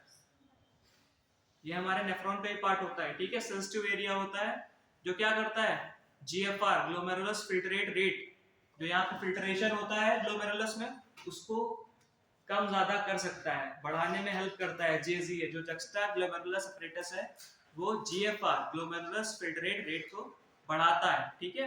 जैसे कम हो गया तो बढ़ाएगा, उसमें JGA हेल्प करेगा, ठीक। अनहर्ट, ये 3 चीजें हैं जो तुम्हारे किडनी के फंक्शन को रेगुलेट करेंगी। पहला है हाइपोथैलेमस दिमाग में एक ग्लैंड होती है, हाइपोथैलेमस में एक ग्लैंड होती है पिट्यूटरी ग्लैंड, नाम सुना है पिट्यूटरी ग्लैंड। इसका पोस्टीरियर पार्ट को न्यूरो क्या कहते हैं, हाइपोफिसिस कहते हैं, ठीक है। न्यूरो वर्ड दिमाग का है और उसके लिए पिट्यूटरी ग्लैंड के लिए हाइपोफिसिस यूज हो रहा है, ठीक है। तो ये जो पार्ट होता है, क्या हुआ, दुख है, कोई पीड़ा कष्ट, कुछ भी नहीं है, क्या बता देंगे इसको। हाइपोथैलेमस पता है कहाँ होता है? हाइपोथैलेमस पता है? नहीं बताया अभी हमने, ब्रेन में होता है, ठीक है, ब्रेन में होता है। यहाँ पे करीब होता है, अंदर की ओर हाइपोथैलेमस होता है। हाइपोथैलेमस से कनेक्टेड एक ग्लैंड होती है, अब सुन लो, पिट्यूटरी ग्लैंड होती है, ठीक है। उसका एक पार्ट होता है, एक एंटीरियर आगे का पार्ट होता है, एक पोस्टीरियर पीछे का पार्ट होता है, ठीक है। जो पीछे का पार्ट होता है उसी को न्यूरो हाइपोफिसिस कहते हैं, ठीक है। न्यूरो हाइपोफिसिस कहते हैं, ठीक है। तो उस पार्ट से एक हार्मोन रिलीज होता है जिसको कहते हैं ADH anti diuretic H for hormone, ठीक है, लिख नहीं रहा हूं, H फॉर हार्मोन, या इसी को कहते हैं वैसोप्रेसिन। ये वाला चैप्टर तुम लोगों ने पढ़ा है क्या? हार्मोन वाला पढ़ा है कि नहीं? कंट्रोल कोऑर्डिनेशन नहीं पढ़ा अभी?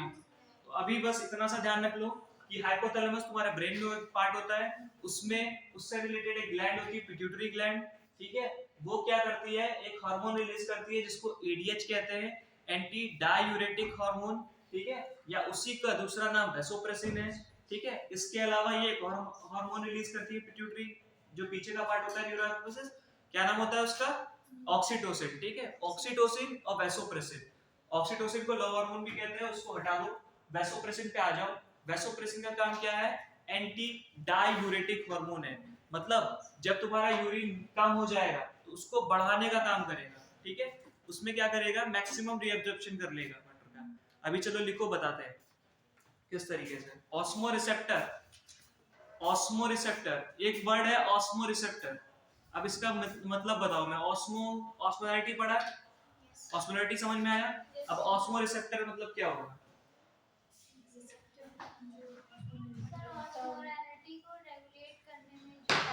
ऑस्मोलैरिटी को रेगुलेट करने के लिए जो रिसेप्टर चाहिए होगा। जैसे मान लो अगर कहीं पे ऑस्मोलैरिटी कम हो रही, ऑस्मोलैरिटी क्या है? आयनिक बैलेंस है, ठीक है। जहां पे आयनिक बैलेंस गड़बड़ हुआ वहां पे ये रिसेप्टर प्रेजेंट होंगे, है। ये क्या करेंगे? ब्रेन को सिग्नल भेजेंगे कि भैया तुम्हारे यहाँ पे ऑस्मोलैरिटी का गड़बड़ हो रहा है।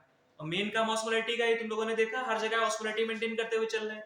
अगर नहीं करेंगे तो क्या होगा? ऑस्मोलैरिटी रिसेप्टर के पास ये सिग्नल जाएगा कि भैया ब्रेन को सिग्नल भेजो कि भैया एडीएच रिलीज करो। एडीएच का हाइपोथैलेमस से न्यूरो हाइपोफिसिस जो पार्ट है पिट्यूटरी ग्लैंड का, वहां से एडीएच रिलीज हो रहा है। इसी का दूसरा नाम वैसोप्रेसिन है, ठीक है। तो ये वहां से रिलीज होगा, ठीक। चलो इतना लिखो। Osmo receptor in body activated by change in blood volume,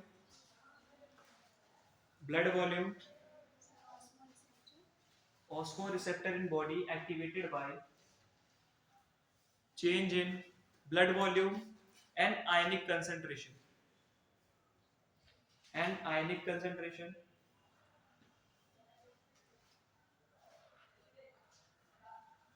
फिर अगला पॉइंट है excessive loss of fluid,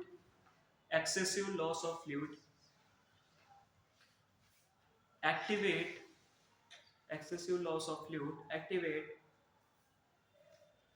osmoreceptors which stimulate hypothalamus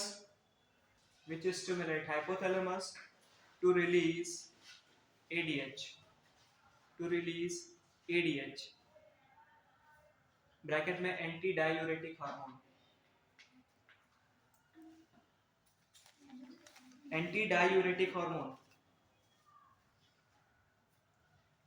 ADH facilitate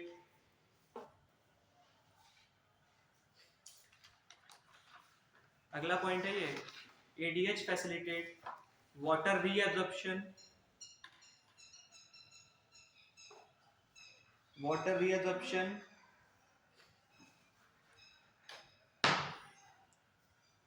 from latter part of tubules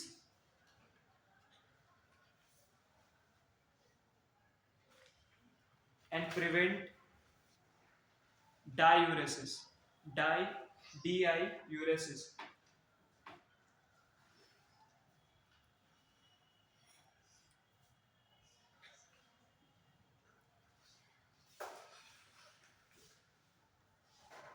ठीक है। तो फिर जो ये ADH है, ये देखो इसके नाम में ही बता रहा है डायूरेटिक है। डायूरेसिस क्या, जो तुमने वर्ड लिखा है डायूरेसिस, इसका मतलब है बहुत ज्यादा यूरिन बनने लग जाएगा, ठीक। तो जब बहुत ज्यादा यूरिन बनने लग जाएगा तुम्हारी बॉडी से बहुत ज्यादा फ्लूइड का लॉस होने लग जाएगा। तो एक्सेसिव लॉस जब होगा तो तुम्हारी ऑस्मोलैरिटी में क्या आएगा? दिक्कत आएगी, ठीक है। ऑस्मोलैरिटी घटने बढ़ने लग जाएगी। इससे क्या होगा? ऑस्मो रिसेप्टर जो प्रेजेंट है ना, वो क्या करेंगे? सिग्नल भेजेंगे हाइपोथैलेमस के पास कि भैया पिट्यूटरी ग्लैंड के पीछे वाले भाग में, न्यूरो हाइपोफिसिस जिसको कह रहे हैं, उससे एडीएच रिलीज करवाओ, जिसका दूसरा नाम वैसोप्रेसिन भी है, ठीक। ये क्या करेगा? एंटी डायूरेटिक हार्मोन होता है। ये डायूरेसिस, जो यूरिन बहुत ज्यादा बन रहा है ना, उसको कम करेगा। किस तरीके से कम करेगा? जो वाटर है ना, उसको मैक्सिमम एब्जॉर्ब कर लेगा। अब यूरिन में मैक्सिमम वाटर ही है, जब वाटर एब्जॉर्ब कर लोगे तो वहां पे कमी आ जाएगी ना यूरिन बनने में। तो एडीएच का काम समझ गए? यूरिन को एब्जॉर्ब कर रहा है। समझ में आ गया? चलो अगला एक लाइन उसको और बच्ची लिखो। An increase in body fluid volume, switch off osmoreceptors, बंद कर देता ऑस्मोरिसेप्टर को, switch off osmoreceptor and suppress ADH,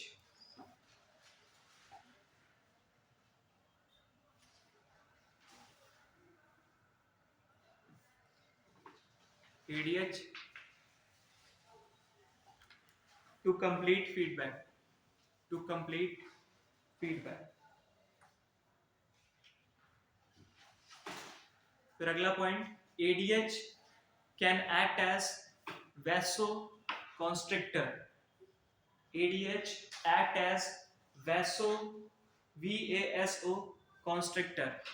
vasoconstrictor का मतलब होता है जो ब्लड वेसल्स को कॉन्स्ट्रिक्ट कर सके, दबा सके, ठीक है।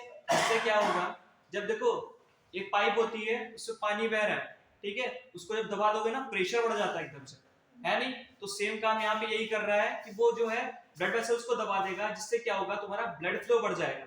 ब्लड फ्लो बढ़ेगा तो ब्लड में प्रेशर बढ़ेगा, बीपी बढ़ेगा, ब्लड फ्लो बढ़ेगा तो फिल्ट्रेशन बढ़िया होगा। यहाँ पे जब हम लोगों ने ग्लोमेरुलस पढ़ा था उसमें ब्लड फ्लो ही तो इंपॉर्टेंट था, जितना बढ़िया ब्लड फ्लो उतना ज्यादा बीपी उतना ज्यादा फिल्ट्रेशन, ठीक है। तो यहाँ पे जो एडीएच काम कर रहा है वो वैसोकॉन्स्ट्रिक्टर का कर रहा है, जिससे क्या होगा ब्लड फ्लो बढ़ जाएगा, ब्लड फ्लो बढ़ जाएगा, इसके साथ साथ बीपी भी बढ़ जाएगा, ठीक है। उसके साथ साथ जीएफआर जो ग्लोमेरुलस फिल्ट्रेशन रेट है वो भी बढ़ जाएगा, तुम्हारा फिल्टर रेट बनने लग जाएगा, ठीक है। चलो कितना लिख लिया, वैसोकॉन्स्ट्रिक्टर लिख लिया।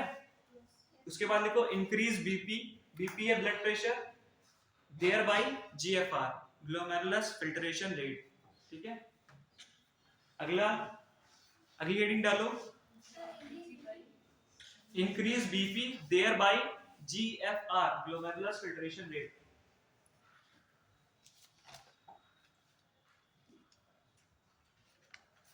ठीक है।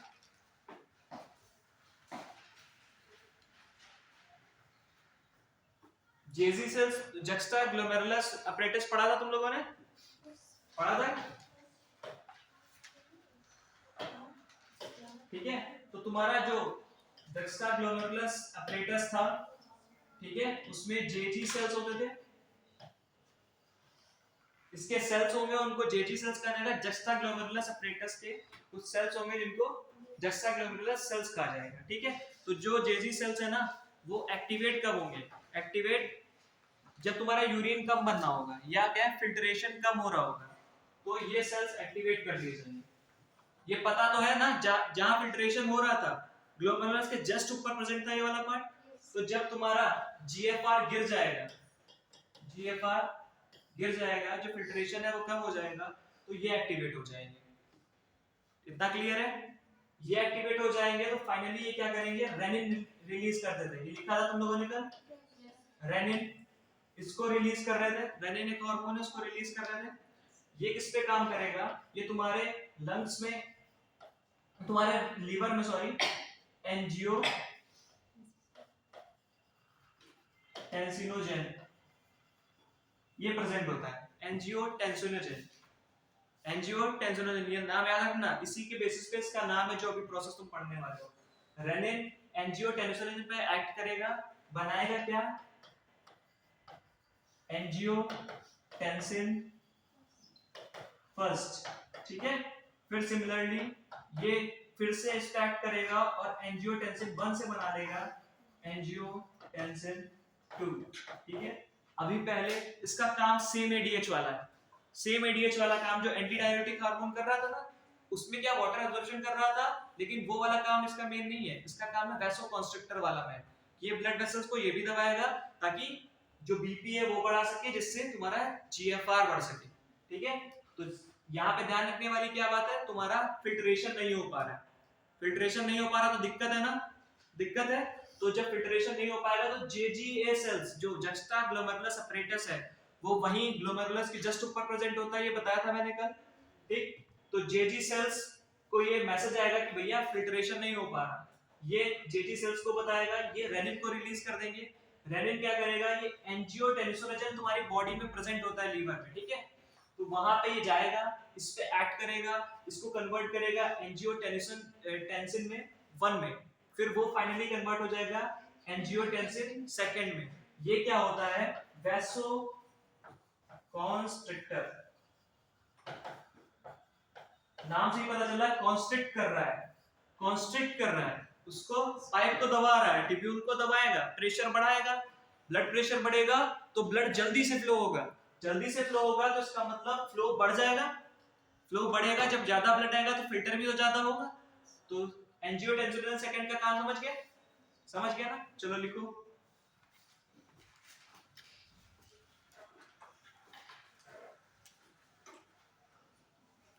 fall in GFR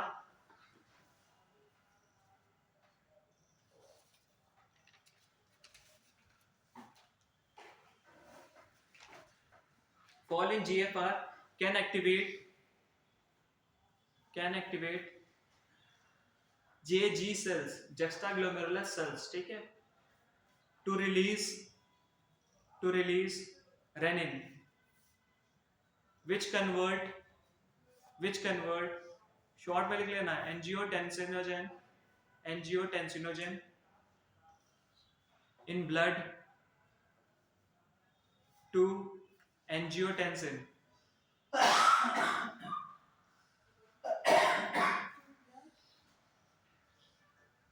Convert angiotensinogen in blood to angiotensin 1 further to angiotensin 2. ठीक है, फिर लिखो angiotensin 2 being a vasoconstrictor, angiotensin 2 being a vasoconstrictor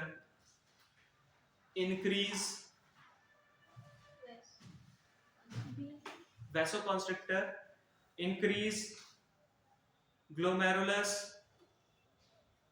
BP, जो ग्लोमेरुलस में ब्लड प्रेशर है उसको बढ़ा देगा ये, एंड देयरबाय GFR ग्लोमेरुलस का फिल्ट्रेशन रेट इसलिए बढ़ जाएगा, ठीक है।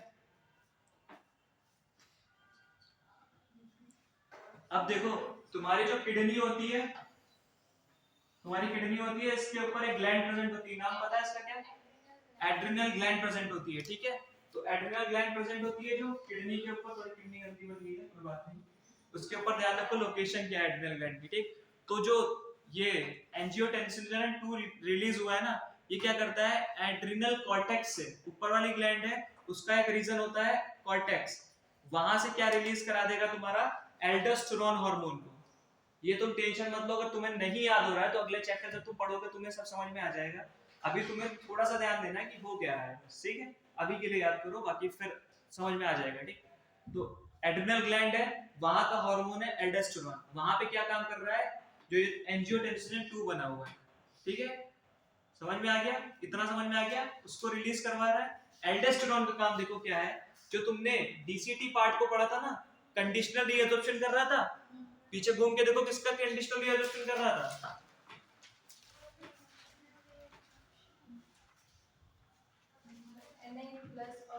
Na प्लस और वाटर का, ठीक है। Na प्लस और वाटर का कंडीशनल रिएब्जॉर्प्शन कौन करेगा, डीसीटी, हाँ ठीक है।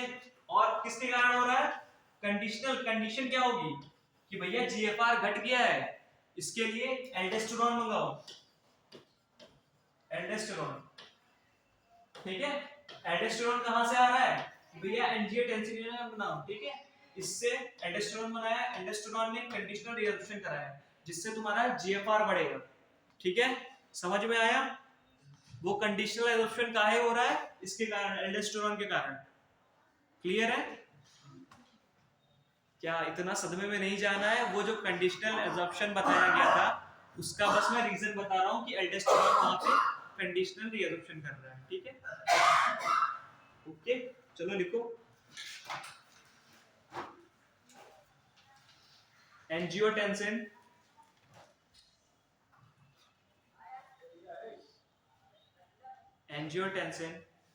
second also activate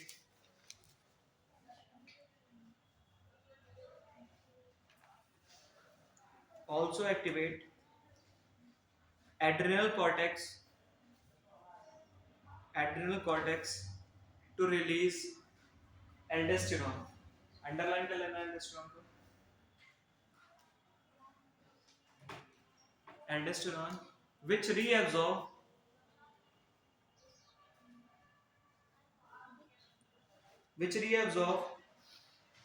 Na plus and H2O from it.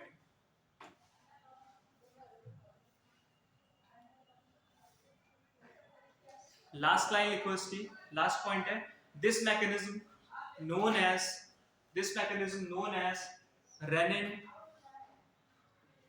angiotensin renin angiotensin mechanism.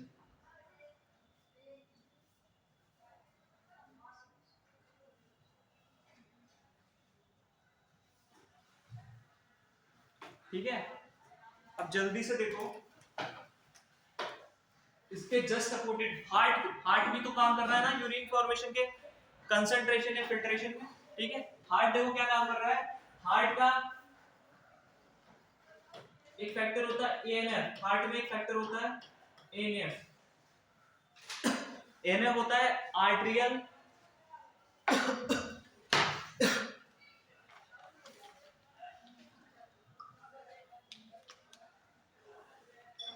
Arterial natriuretic factor. ठीक है, एएनएफ का full form arterial natriuretic factor. ठीक है, ये इसका फुल फॉर्म है, जिसको नहीं पता है वो बुक में देख लेना। फुल फॉर्म पे मत जाओ, जो काम है वो देखो। इसका क्या होता है, हार्ट है, हार्ट में बहुत ज्यादा ब्लड आने लगा। ठीक है, हार्ट में बहुत ज्यादा ब्लड आने लगा तो ये क्या करेगा, एएनएफ को बताएगा कि भैया ब्लड बहुत आ रहा है, आर्टरिया में आ रहा है। देखो उसका नाम भी बता रहा है, आर्टेरियल नाइट्रियूरेटिक फैक्टर, मतलब आर्टरिया में बहुत ज्यादा ब्लड आने लगा। ठीक है, ब्लड आने लगा तो ये बताएगा एएनएफ को कि भैया तुम रिलीज हो, काम करो, और बहुत ज्यादा ब्लड आ रहा है, इसको कम करो। इसका काम होता है वैसोडाइलेशन। वैसोडाइलेशन नाम से पता चल रहा है, डायलेट, डायलेट पता है ना, डायलेट पता है ना। आंखें बंद करो, कंस्ट्रिक्ट हो गई, आंखें खोलोगे डायलेट हो गई। इस तरीके से ब्लड वेसल्स डायलेट हो गई, ब्लड वेसल्स ये क्या है, ये कंस्ट्रिक्ट हो गई, ये डायलेट हो गई। डायलेशन समझ रहे हो, दबाना, एक को फैलाना, डायलेशन फैलाना। तो ये जस्ट अपोजिट है उसके कंस्ट्रिक्शन के। तो एएनएफ का काम जस्ट अपोजिट है जो रेनिन एंजियोटेंसिन मैकेनिज्म कर रही है। ठीक है, इसीलिए एक तरीके से हार्ट जो है वो चेक करता है जो रेनिन एंजियोटेंसिन मैकेनिज्म काम कर रही है। ठीक है, एएनएफ चेक करता है जो रेनिन एंजियोटेंसिन काम कर रही है। किस तरीके से, अगर वो बहुत ज्यादा ब्लड बनाने लगी, समझ रहे हो, वो बहुत ज्यादा फिल्ट्रेट बनाने लगी तो ब्लड भी उतना ज्यादा पंप होकर ऊपर आएगा। आर्टेरिया में बहुत ज्यादा पंप होकर ब्लड आएगा तो एएनएफ रिलीज होगा, आर्टेरियल नाइट्रियूरेटिक फैक्टर, जो कि क्या करेगा, उसको वैसोडाइलेट कर देगा, जिससे क्या होगा, ब्लड फ्लो कम हो जाएगा और वापस से जो नेफ्रॉन में ब्लड है वो कम जाने लगेगा। समझ में आ गया एएनएफ का काम? जस्ट अपोजिट है। इतना भी मत समझो, जितना मैंने बताया उतना मत समझो, तो बस इतना समझ लो कि ये वैसोडाइलेशन कर रहा है। ये सीधे बीपी को गिरा देगा, बीपी को गिरा देगा तो वहां फिल्टर भी कम होगा, क्योंकि ब्लड प्रेशर बढ़ेगा तो फिल्ट्रेशन बढ़ेगा, और बीपी कम होगा तो फिल्ट्रेशन गिरेगा। समझ गए?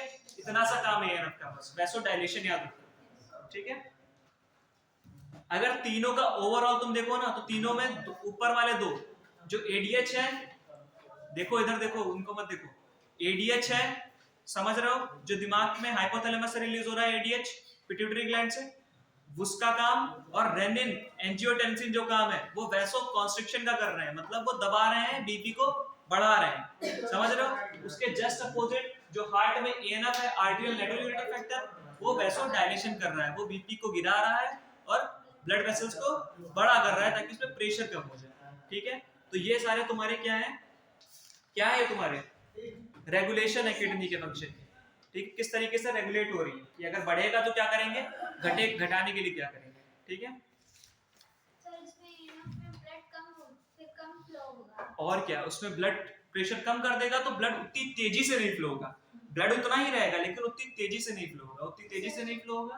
डीपी भी वैसे ही रहता है, मतलब जब एएनएफ रिलीज नहीं होगा हाँ तो ब्लड का फ्लो तो नहीं रहेगा ना। हाँ, ब्लड का फ्लो तो तो नॉर्मल ही ब्लड है। प्रेशर उसी से ही बढ़ जाता है। ब्लड प्रेशर, जैसे देखो, ब्लड प्रेशर का मतलब यहाँ वो वाला नहीं है जो हाइपरटेंशन वाला तुम ब्लड प्रेशर जा रही है, वो वाला नहीं है। ब्लड प्रेशर फिल्ट्रेशन वाला ब्लड प्रेशर, समझ रहे हो? लेकिन वो होता तो उसी से है ना। होता तो उसी से, अगर बहुत ज्यादा बढ़ेगा तो वही सेम, वही जो बीपी तुम्हारा बढ़ता है ना, सेम वही हो जाएगा। लेकिन यहाँ पे जो एएनएफ वही तो काम कर रहा है कम करने का। जो तुम्हारा ब्लड नॉर्मल है ब्लड प्रेशर ना, वो इसी के कारण है कि एएनएफ भी काम कर रहा है और तुम्हारा रेनिन एंजियोटेंसिन भी काम कर रहा है। नहीं समझे? तुम क्वेश्चन फिर से पूछो एक बार जरा। सर हम ये पूछ रहे हैं, एएनएफ अगर रिलीज नहीं होगा तो ब्लड फ्लो तेजी से ही होगा, तेजी से ही होगा तो फिर जो ब्लड प्रेशर क्या उसी से ही ज्यादा, और तो जाहिर सी बात है ना। हाँ तो सर यही तो आपसे पूछा तो ये तो कहाँ चले गए? अच्छा, हम थोड़ा सा इसीलिए हमें लगा कि हमने ज्यादा बता दिया, तभी हमने फिर से पूछा। तो जाहिर सी बात है, अगर ये काम नहीं करेगा तो बीपी बढ़ जाएगा, ठीक है, बीपी बढ़ जाएगा और भी प्रॉब्लम आ जाती है बीपी बढ़ने से, ठीक।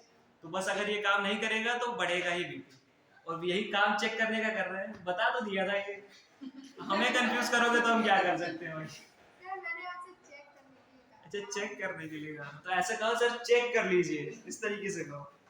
तुम्हें कहा सर क्वेश्चन है, क्वेश्चन नहीं, ये तो बता चुके थे।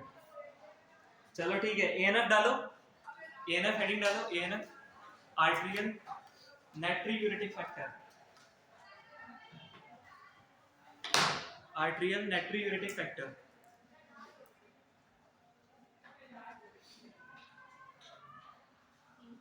Increase blood flow in arteria, increase blood flow in arteria of heart,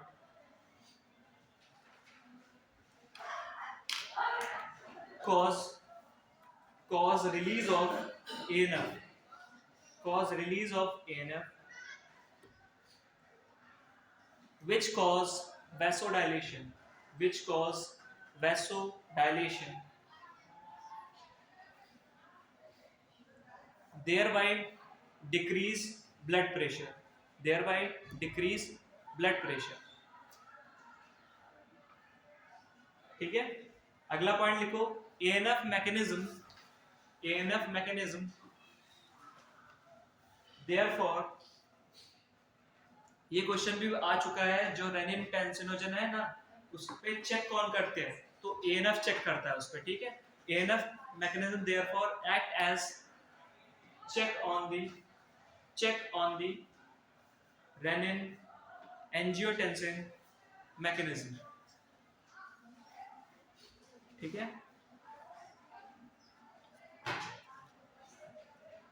अगली हेडिंग है मिक्चुरेशन, मिक्चुरेशन, मिक्चुरेशन। तो जो तुम्हारा यूरिनेशन है, मतलब जो तुम्हारा यूरिन बनना है, अब उसको निकालोगे, उस प्रोसेस को मिक्चुरेशन कहा जाता है, ठीक है। क्लियर है, इसमें कोई दिक्कत तो होने वाली नहीं है। सबसे पहला क्या होगा, तुम्हारा जो फ्लूइड ये बना, जितना तुमने अभी तक बवाल बनाया है फिल्ट्रेट, वो कहाँ चला गया, यूरेटर से होके कहाँ चला गया, ब्लेडर में। तो ब्लेडर का काम क्या है, स्टोर करने का। यूरिन स्टोर करेगा, तब तक स्टोर करेगा जब तक बहुत जोर से नहीं लगाती, मतलब जब बहुत जोर से लगाएगी तो क्या होगा, वहां से सिग्नल भेजा जाएगा, कहाँ भेजा जाएगा, ब्रेन में भेजा जाएगा, जाहिर सी बात है। तो सेंट्रल नर्वस सिस्टम के पास सिग्नल जाएगा कि भैया बहुत ज्यादा स्टोर हो गया, अब तो निकालना पड़ेगा, ठीक। तो जब निकालना पड़ेगा तो उसके लिए सिग्नल भेजा गया। उसने क्या किया कि जो ब्लेडर की जो मसल्स है ना, उनसे कहा कि कॉन्स्ट्रिक्ट कर जाओ, दब जाओ, ठीक है। दर्द होने लग जाता है, तुम जब बहुत देर तक रोके होते हो तो दर्द होने लग जाता है, तो उसके कारण वही होता है कि वो ऊपर वाला कह रहा है कि भैया निकालो, नीचे तुम रोके पड़ा, हम नहीं निकालेंगे, ठीक है। तो वही बात हो जाती है, तो मत करा करो, ये सही नहीं होता है, ठीक। निकालना चाहिए जितना, मतलब वो फिर दिमाग जब पूरा ही बढ़ जाता है तभी दिमाग के पास मिल जाता है कि भैया निकालो अब, ठीक है। तो समझ में आ रहा है किस तरीके से मिक्चुरेशन हो रहा है। ब्लेडर में भरा हुआ है, सिग्नल जाएगा कि भर गया है ब्लेडर, निकालना है, तो अब निकालो, ठीक है। बस इतना है मिक्चुरेशन। और जो प्रोसेस ये पूरा लगता है, इसमें जो निकलता है, यूरिन जब निकलता है तो उसको मिक्चुरेशन कहते हैं, ठीक। और क्या बचा हुआ है कि तुम लोगों को, डिसऑर्डर्स बचे हुए हैं। इसके अलावा देखो कुछ और ऑर्गन्स हैं, तुमने पढ़ा है CO2 किससे निकल रही है, CO2 वेस्ट प्रोडक्ट है। कौन निकाल रहा है CO2 हमारी बॉडी में, लंग्स, ये सबको पता है। तो ये भी एक एक्सक्रीटरी ऑर्गन हो गया, स्ट्रक्चर हो गया हमारे तरीके से, वेस्ट प्रोडक्ट ही तो निकाल रहा है। फिर आ जाता है तुम्हारा लीवर, लीवर भी कुछ निकालता है। स्किन भी है, हाँ स्किन भी है। स्किन जो निकालता है ना, स्किन में हेयर होते हैं, यहाँ पे होती है सेबेसियस ग्लैंड। क्या होती है, सीबीएसएस। तो जहां पे भी हेयर है वहां पे सेबेसियस ग्लैंड होगी। सेबेसियस ग्लैंड क्या करेगी, ऑयल सिक्रीट करती है। सीबम एक चीज होती है जो इनका सिक्रीशन होता है, उसको सीबम कहा जाता है। सीबम में ऑयल होता है, वैक्स होता है, ये सब चीजें होती है, ठीक है। तो बालों में जो होता है, देखते हो जो रूसी हो जाती है, बालों में जो रूसी हो जाती है, ठीक है, वो इसी के कारण जो वैक्स होता है वो वाइट वाइट लग जाता है, वो होता है ना, वो सिक्रीशन सीबम वाला ही होता है, समझ रहे हो ना। हाथ पे जो तुम्हारी कवरिंग हो जाती है, कभी कभी रूखी हो जाती है, वो भी सीबम होता है, ठीक है। तो वो सिक्रीशन जो हो रहा है उसको सीबम कहा जा रहा है। कर कौन रहा है, सेबेसियस ग्लैंड कर रही है। फिर तुम्हारा स्वेट है, स्वेट जानते हो, ये भी एक तरीके का एक्सक्रीटरी सिक्रेशन है जो हमें निकालना जरूरी होता है। जो हमारा स्वॉट ज्यादा हो जाता है ना, तो उसको हमको निकालना पड़ जाता है ताकि अपने बॉडी टेम्परेचर को मेंटेन कर सके। तो स्वेट किस लिए करते हैं हम लोग? ताकि अपनी बॉडी को कूल रख सके। जाड़े में स्वेट करते हो, जाड़े में स्वेट करते हो, गर्मी में स्वेट करते हो ना, तुम्हें अपनी बॉडी को कूल रखना होता है इसलिए, ठीक है। तो ये भी एक तरीके का एक्सक्रीशन ही हुआ, ठीक। स्वेट हमारी स्किन से होता है, सेबेसियस ग्लैंड, हेयर में जहां भी हेयर प्रेजेंट है वहां पे सेबेसियस ग्लैंड होंगी, वहां पे वैक्स लाइक का सीबम रिलीज होता है जो भी एक एक्सक्रीशन का काम करता है, ठीक। फिर लीवर में आ जाता है, लीवर में बाइल सिक्रीशन होते हैं, बाइलिरुबिन, बाइलिवर्डिन, ठीक है, और भी बहुत सारी चीजें जो लीवर में होती है, वो सारी हमारा जो वेस्ट प्रोडक्ट निकलता है, ठीक है, तो उसके साथ वो निकल जाती है, ठीक है।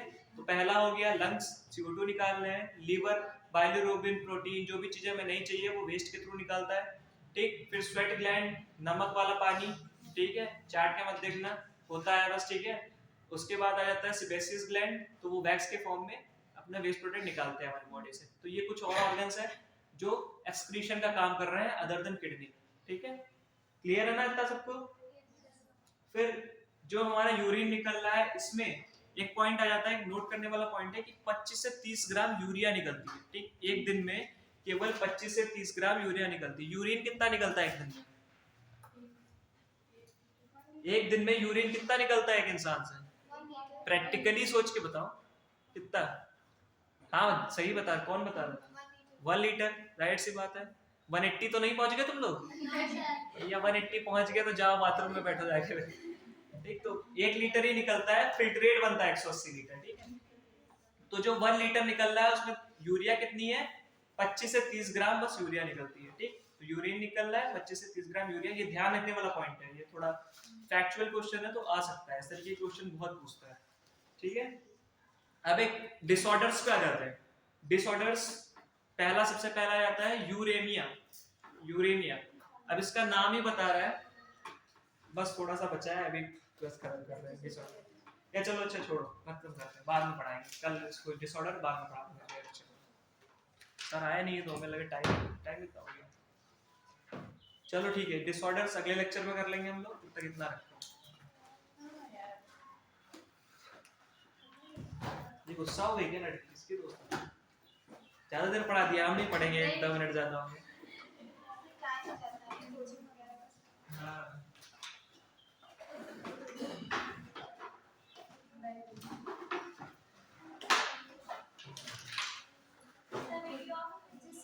कहाँ से?